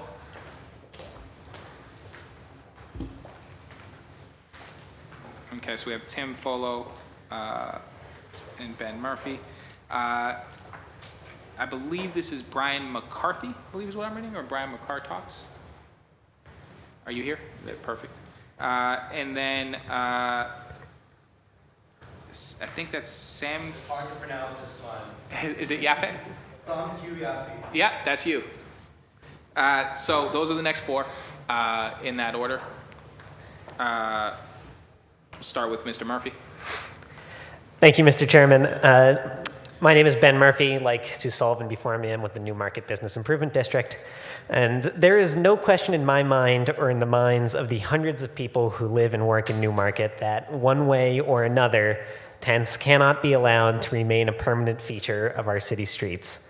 It's easy to forget now, but tents were not always an issue at Mass and Cass. Although the neighborhood's problems stretch back to 2014, we first saw tents appear in 2021. In June of that year, 7 tents went up. The city was not prepared to remove them. The next month, the tents multiplied to 50. There were 100 in August, and by October of 2021, there were more than 170 tents all over the neighborhood. We watched people die in those tents and in the streets around them. We watched the tents catch fire night after night through the winter. We watched human refuse, infestations, and disease pile up as everybody, housed and unhoused, became less and less safe. On January 12th, 2022, Mayor Wu made the bold choice to remove every single one of those tents and place every single person living in them into better shelter. And I'll note for you, Mr. Chairman, that that is an example of a tent removal operation where overdose deaths went down. They went up for that year in Massachusetts at large. After the tents were removed, they went down in the city of Boston. But as the months went on, more individuals continued to appear on the streets. We have talked to and worked with many of them, hundreds of them, and they'll all tell you it's because they know that Mass and Cass is a place where they're allowed to do anything they want. It's not a secret to anybody who has spent time down there. Even those who are given shelter by the city often return to the street every day to participate in the drug trade. And as time went on, the tents were, bit by bit, allowed to come back. Against this backdrop, businesses are going under and residents are being forced out of their homes because of the constantly degrading safety conditions in the area. The Greater Boston Food Bank, which is on the same street, the very same street as 70 to 100 tents at this very moment, has spent over $1 million on security that they should be free to spend on feeding the people of the Commonwealth. If you expand that out to the rest of the community, then the number spent on security quickly spirals into the tens of millions of dollars every year. These conditions that are literally killing people in the streets are also figuratively killing the communities that these streets belong to. As we saw in January of last year, removing the tents is a great first step, but the city never took the second step. If we intend to do this tent removal song and dance again, then we have to have the follow-up as well. The tents will be back before we know it, unless we commit to ending the open-air drug trade as well. 2 sentences. Yep. If we don't do that, then the next time we are having this conversation, it will have been a full decade since the Long Iron Bridge was closed, and we will have accomplished absolutely nothing. Thank you. Thank you, Mr. Murphy. I thought I saw somebody stand up for Tim Folo. Is Tim Folo not here? Then it's Mr. McCarthy. Sure. I'm Brian McCarter. McCarter, sorry. Yes, Brian McCarter. I'm nobody special. I don't represent any organization. I've just been on Harrison Ave for a number of years. I've had property there since 2011, and I've watched this unfold through multiple administrations, and I have to applaud the city for attempting at least to try to address the situation. The problem is this plan doesn't work. To quote Cunningham's law, the best way to get the right answer on the internet is to post the wrong answer. This plan appears to be dead on arrival as written. A lot of hardworking people probably put their effort into this, but it doesn't work. It doesn't have the buy-in of the community. It doesn't have the buy-in of the medical professionals. It isn't supported. I'm going to go on a limb and say that at this point we are trying to find a better solution. Everyone here is passionate about this issue and wants to see a better way forward. I'm just a normal guy. I'm not a health professional. Why is the Woodette Circle plan being ignored? To me, it looks like you have BPD on one end. You got one way in, you got one way out. BPD on one end. In the middle, you get healthcare professionals, and on the end, you have public housing services helping people find a place to live once they've started to be clean. And then you basically have formed a wall around it where you block out the pimps, you block out the abusers, you block out the dealers. You make it so they can't get in there, and the people that are just there to party can't arrive anymore because you've restricted the access to location. You don't have to have mobile units searching for these people ODing in the alleyways. Whoever wrote this plan has not been to the South End. All it is alleyways for people to hide in and die in. So if you're gonna move Mass and Cass to the South End, it's gonna make the situation far more dangerous. So I'm gonna have to ask the council to vote no on this proposal as written, and hopefully a better plan can be put together and put forward for the people of Boston. Thank you very much. Is it Yaffe? Yaffe, yes, sir. The floor is yours.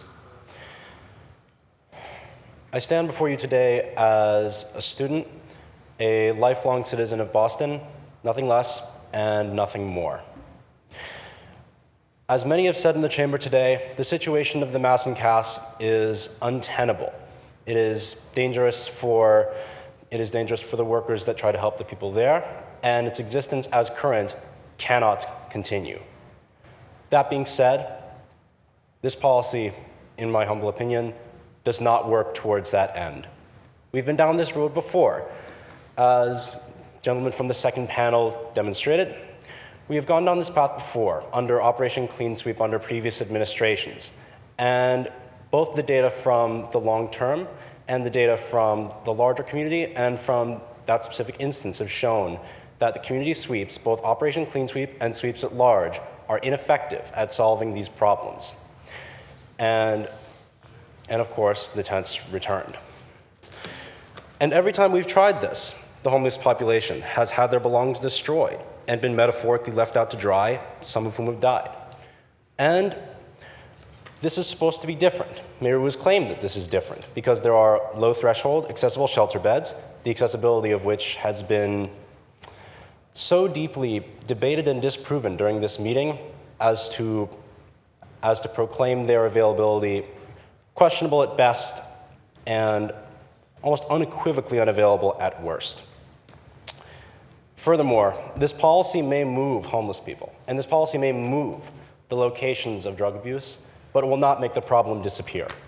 Instead, it will relocate to other areas of Boston, and when the funding dries up for these services, and healthcare providers, as previously stated, are no longer able to reach these populations in a single location, the tents will come back. And we will be faced with this problem.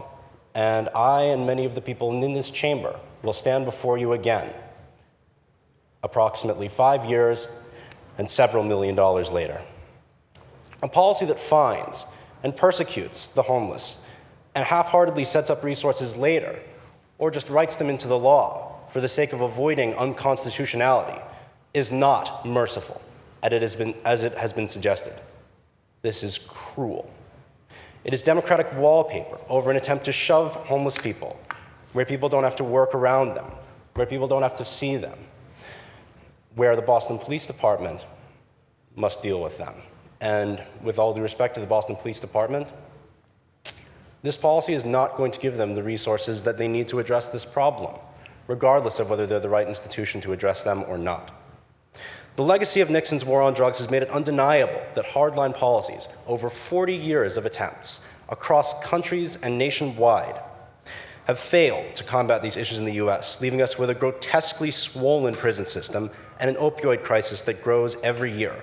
Hardline policies have created this situation, and they will not walk us out. If we don't want to be back here in 5 years, we need policy change. We need something that goes beyond simply moving the tents out of sight and setting up resources later. I urge the Boston City Council to reject this proposal in favor of setting up the kinds of resources discussed by the Second Council that will be able to alleviate this problem and create a safer Boston for all of us, not just now, but in the future, so that we don't have to come back here and discuss this issue for some other neighborhood in Boston at some other point in time under some other administration again. And this is normally the point where I would yield my time. However, my fellow citizen who left a couple moments earlier wanted me to state. What was his name, just so I can mark him off? They didn't sign up upon coming in, and they turned to me and went, "Oh shoot, I'm not going to get to speak." But, quote, "It infuriates me that it took over 3 hours of discussion before we even had a single quote from someone who actually lives on Atkinson Street in Mass and Cass. And when we constantly push people out of their homes so that case managers and healthcare workers can't find their patients, it places them into a constant state of hypervigilance from the police potentially taking over their tents and personal belongings. It punishes people for simply not having access to housing. This initiative is yet another series of malpractices in our housing crisis, to put the profits in the pockets of the very few at the top who get to go to a nice home with a nice bed and appear to help the working class while ultimately recreating our issues. And frankly, I hope everyone who came here today would be willing to re-examine their positions in the hopes of creating a better future for the city of Boston. Thank you very much. Thank you. I'm going to call up the next set of folks. Is Rafael Natan here? Kim Gleason? Yep.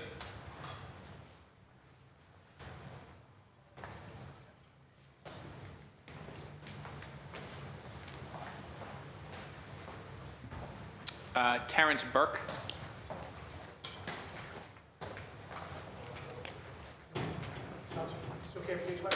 Yeah, that's fine. It's the last three that we got in person. I'm going to ask if anybody else, because we also have John So we have, this is the final three. So I don't particularly, if you guys have an order you want to go in, but you're the final three. And then we have an online portion, which we'll go to next, but I want to get everybody who's been here, and I want to reiterate my gratitude for everybody who has, we get paid to be here, and you all don't. So I appreciate very much that you have shown this kind of level of concern and have put in this time to be here to speak.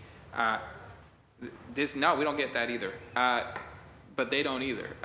So we're going to start with Kim Gleason.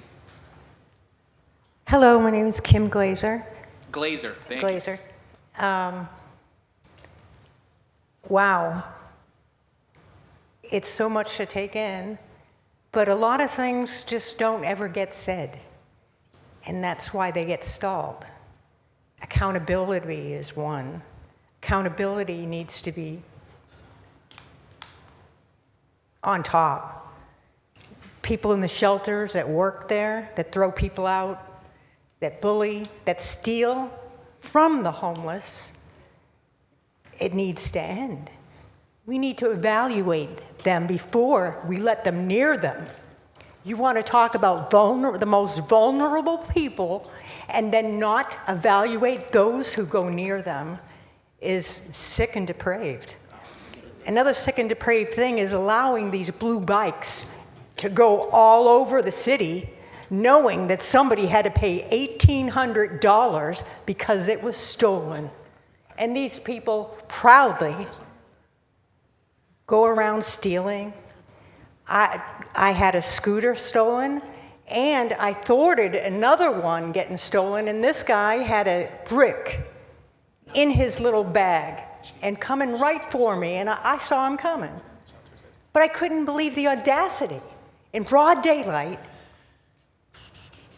the one good thing that you have is that they're looking for community. They're trying.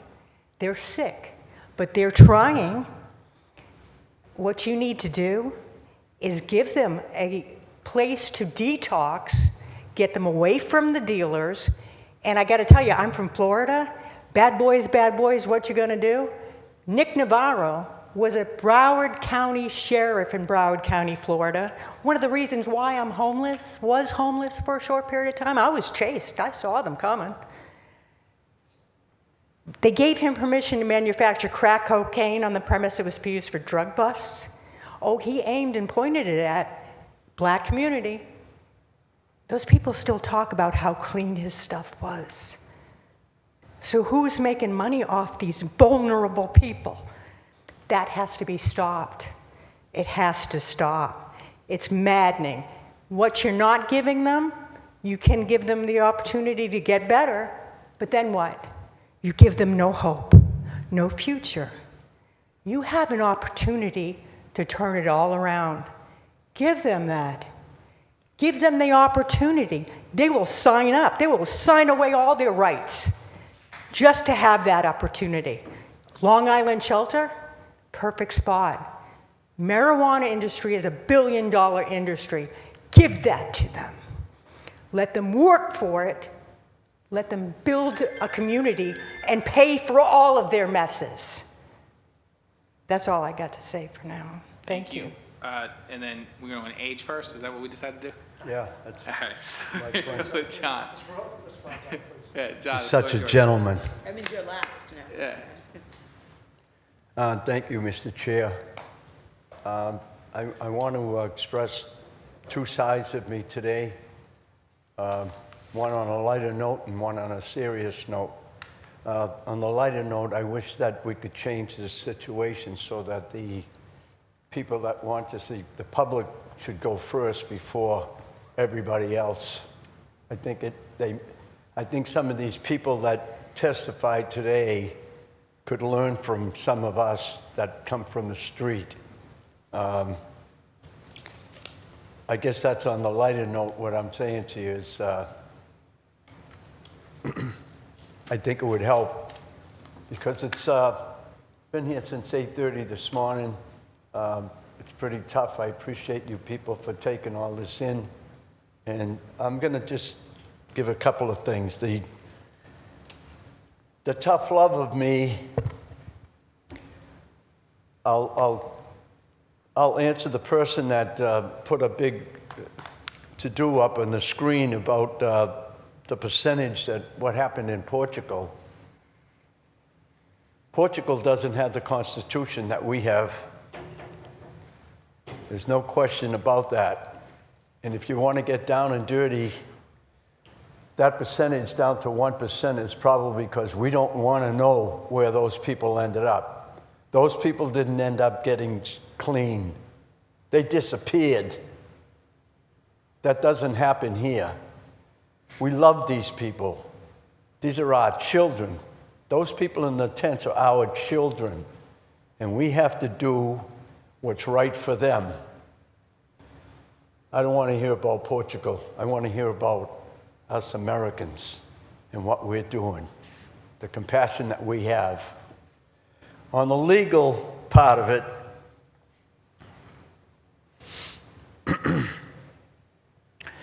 this is basically a state problem right now.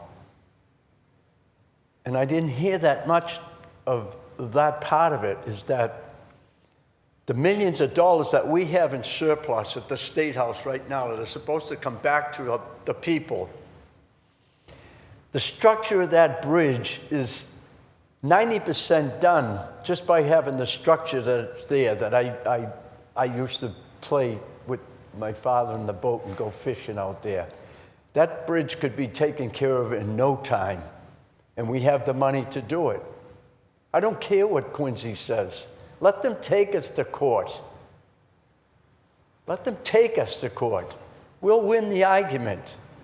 My family worked over at Long Island, and my nephew, God bless him, he started there as a cook. The first thing he did was he put a sign up. You know what the sign said? Welcome home to the people that need the help. Welcome home. And he took care of these people. He fed these people. He talked to them. He got them to help with the people, the professionals that were there to help them. It worked. Just a little note on this. How many tents were in the city of Boston when that hospital was open? None. People were taken care of. So we can't get that done right away. But my friend Frank mentioned the Charles Street Jail. Winter is coming.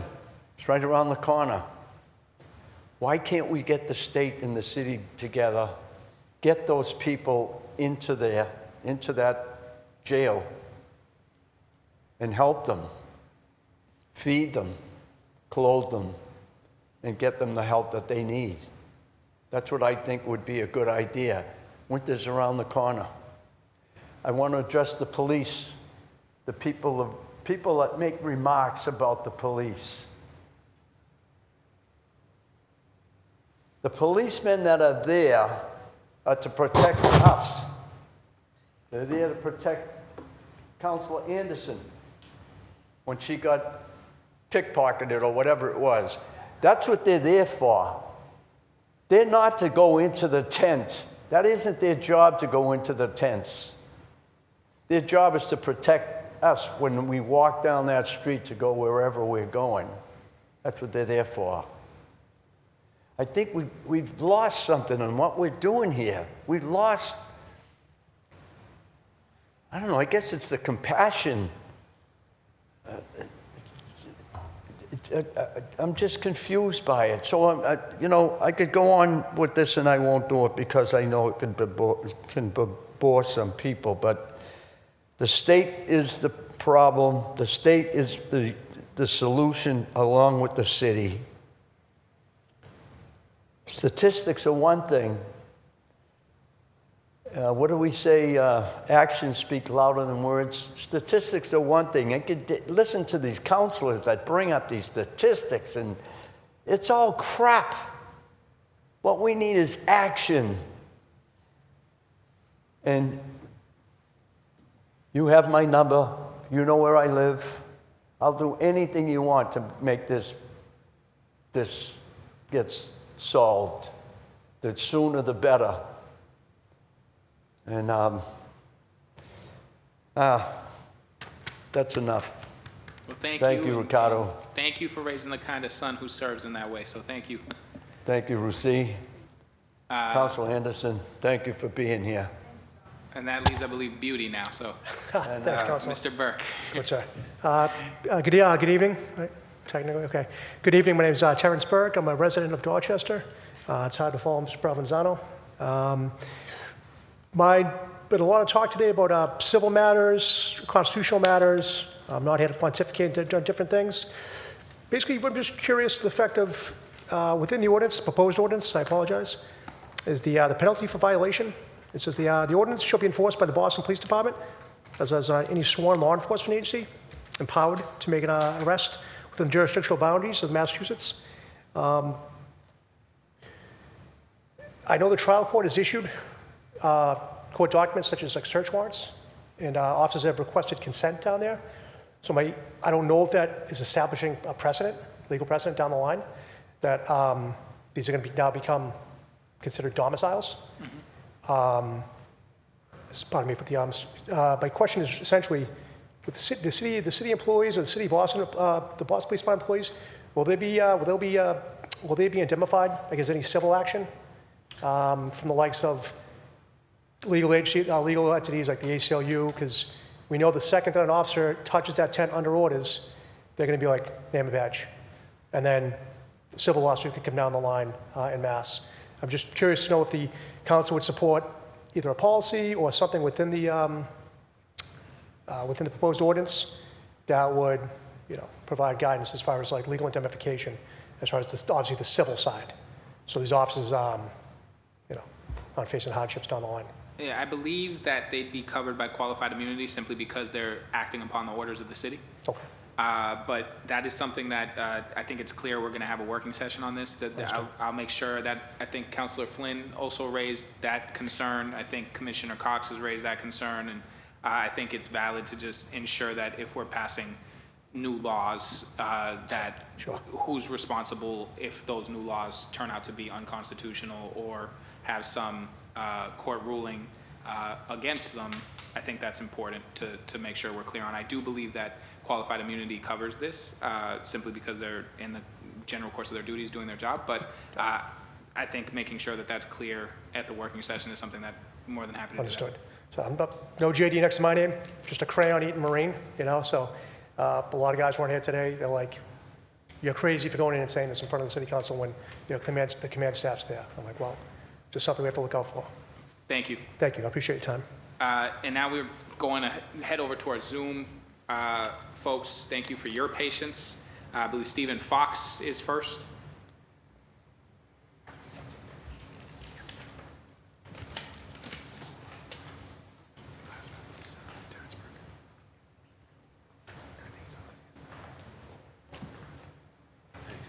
Is Mr. Fox online? Yes, Councilor, noting the hour, I really want to thank the council for considering this. I really appreciate the opportunity to say two things. First, I chair the South End Forum, and this matter is of great interest to us and to every neighborhood association represented in the forum.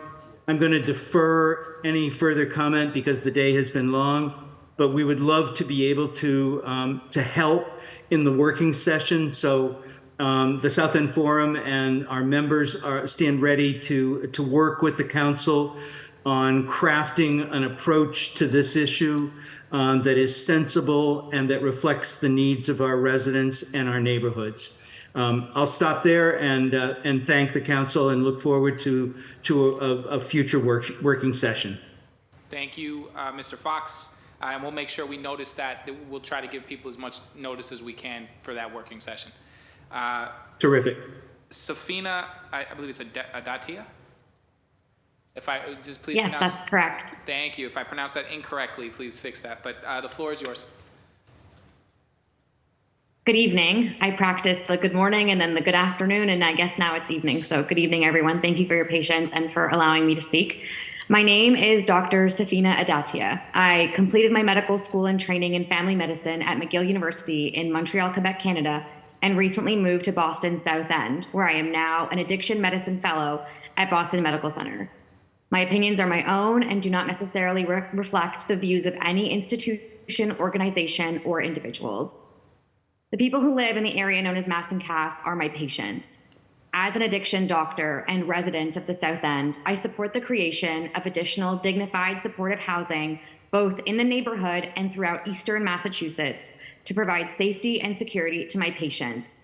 However, allowing the police to remove tents and ultimately my patients from their homes is something that I am vehemently against. Governments must respect the human rights and dignity of those experiencing homelessness. According to both international and domestic human rights laws, housing is a human right. The forceful eviction of people experiencing homelessness from their community is criminalizing homelessness. My patients are human beings, and they deserve to be treated as such. Without adequate consultation and collaboration with those who will be forcefully evicted, this proposal will cause tremendous harm. Providing shelter beds is a temporary solution, but our patients are not asking for more shelter beds. They are asking for housing. While progress has been made to connect those experiencing homelessness to long-term housing, forced dismantling of the few belongings they have at the hands of the police does not solve the problem. It just moves it elsewhere, only to cause irreparable trauma and harm. Community members will be exposed to more violence, potential loss of their items, and continued inequality and segregation. They will also have decreased access to community services and overdose prevention mechanisms, which ultimately will worsen the safety and security of my patients and lead to more preventable deaths. This was demonstrated in a recent modeling study by Dr. Joshua Barokas, which showed continual involuntary displacement may contribute to between 15 and 24% of additional deaths among unsheltered people who inject drugs over a 10-year period. I believe the study had been referenced multiple times throughout the day today. I'm a new resident to this city and this neighborhood. However, what I've learned from my patients in the last 2 months has humbled me for a lifetime. As the city has seen in the past, spending money on police-enforced sweeps without long-term housing solutions will only exacerbate the harm my patients experience, increase barriers in accessing treatment for mental health and substance use disorders, and lead to worse outcomes, both health and otherwise. This is a community in need of investments in evidence-based public health and treatment-centered strategies. And I emphasize the evidence-based because we've heard a lot of personal testimony, which is important and valid, but we must look at the data and research which shows what works. I would encourage you to rethink this proposal and continue collaborating with experts in the field, along with actively collaborating with members of the Massachusetts Avenue and Melnea Cass Boulevard in a way that centers their health and humanity. We need an alternative solution that does not involve their criminalization and forced eviction for simply existing. Thank you very much. Marla Smith. Hi, I'll be very quick. I've been listening since 10 o'clock this morning, so it's been a rather long day. But I am a resident of Roxbury. I live about 4 blocks from Mass and Cass. And while I applaud everybody who's spoken today, I think everybody has a valid point to make. I also think we need to stop looking for the one perfect plan, because there isn't one thing that's going to work for everybody, and consider that there's a whole table full of plans that we could enact because everything could help one person or 2 people or some people, and trying to find the one thing that's going to work for everybody is a fool's errand. In just a few days, it's going to be the 9th anniversary of the closure of the bridge to Long Island, October 8th. And as somebody who's lived in this neighborhood for 30 plus years, that was the inflection point for this neighborhood starting to really turn in a very bad and negative way. And so we can't just keep paddling in circles and having more meetings and having another meeting and having another hearing and having another conversation. We need action, and we need it now. As everybody knows, we need more housing, we need more services, we need more everything, but we need to act because people are dying every single day, and they're dying while we're trying to come to whatever conclusion we're going to ultimately come to. And I don't remember what the number was earlier, but something like 2,300 people or something in Massachusetts. I mean, that's every single one of those is important to somebody. And so it's time to stop meeting after meeting after meeting and looking for the perfect solution and go with some of the imperfect solutions that might help some people. They won't help everybody, but they will help some people. And that is what we need to do. I mean, things are just out of control. The neighborhood is being destroyed. Children's entire childhoods have been spent witnessing things that adults don't even want to look at. I live adjacent to Clifford Park. I pick up needles there myself. I've picked up people. I've called ambulances for people who turned out to be dead, and children saw that. And we can talk about the trauma of people who are at Mass and Cass, and I don't mean to invalidate their trauma in any kind of way, but seeing a dead body in a playground when you're 8 is a pretty serious trauma too, and we need to not set aside what is happening in the neighborhood to children, to elders, and to everybody who lives or works here, who is adjacent to the situation at Mass and Cass. We all have trauma too, because we've seen things that other people citywide don't have to see. So while people sit comfortably in their living rooms, wringing their hands, talking about what a sad situation this is, but they live several zip codes away from it, is really frustrating for those of us who've had to shoulder this burden in far more than our fair share for the last 9 years. And so that's all I want to say. I just want to urge some urgency rather than yet another meeting. Thank you very much. Thank you very much. That concludes our public speaking community comment section. I want to thank again, I'm sure there are countless people watching this who didn't participate but are tuned in. Yeah. Even my phone is like, no, we're done. And so I just want to let folks know we are treating this with urgency. We believe it deserves. It has real ramifications, which hopefully were outlined today, and a number of different places that we are trying to assess and make smart, evidence-based, data-based decisions on. Moving forward, we'll schedule a working session. We do have a 60-day notice on this, which means that if there's no action taken, if it's not taken to the floor for a vote, I believe October 30th or thereabouts, it immediately takes place, and so there will certainly be a vote before then. If the working session leads to an amended version and the amended version does not pass, then we would have to do a second vote on the original one as well and address that without the amendment. Otherwise, the original would pass as well. And so we will be doing that timeline before October 30th, which I think leaves October 25th is the last meeting before then. Domingos is back, so we'll have one more person. I know Domingos is here. He was waiting to speak, so I'm going to give him the floor. But we will schedule another working session just to make sure we go over the language, and that working session will be before that October 25th meeting. Mr. DeRosa, if he's ready. Yeah, I'm here. All right, the floor is yours. Thank you for having this hearing. Again, my name is Domingos DeRosa. I've been dealing with this matter for over a decade. I've been living in the area for the last 46 years. I've watched what we see today as Marty's Miles, Miracle Mile, however people want to label it, and however they want to call it. But the reality is there's human suffering going on down on Roxbury, South End, Mattapan, Hyde Park. It's a citywide issue, it's a statewide issue, but it affects families who live closest to Mass and Cass. I'm a member of the South End Roxbury Community Partnership. It was an organization formed because of Mass and Cass. I'm also the president of the Boston Bengals Pop Warner program, who has been dealing with this for a decade on a day-to-day basis. The children in the neighborhood have lost the program because of what goes on Mass and Cass. There's 10 schools within walking distance. I've said this before, and I'll say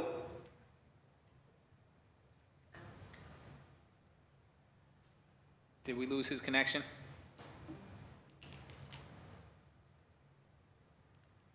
Did Mr. DeRosa's connection back?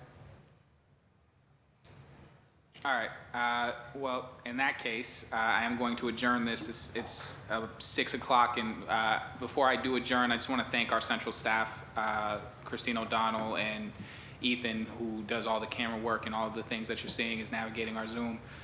this wouldn't be possible without our central staff really helping prop up and allowing us to do the work that we're trying to do here. So my gratitude to them for this incredibly long hearing. All right, well, I'm glad. We're adjourned.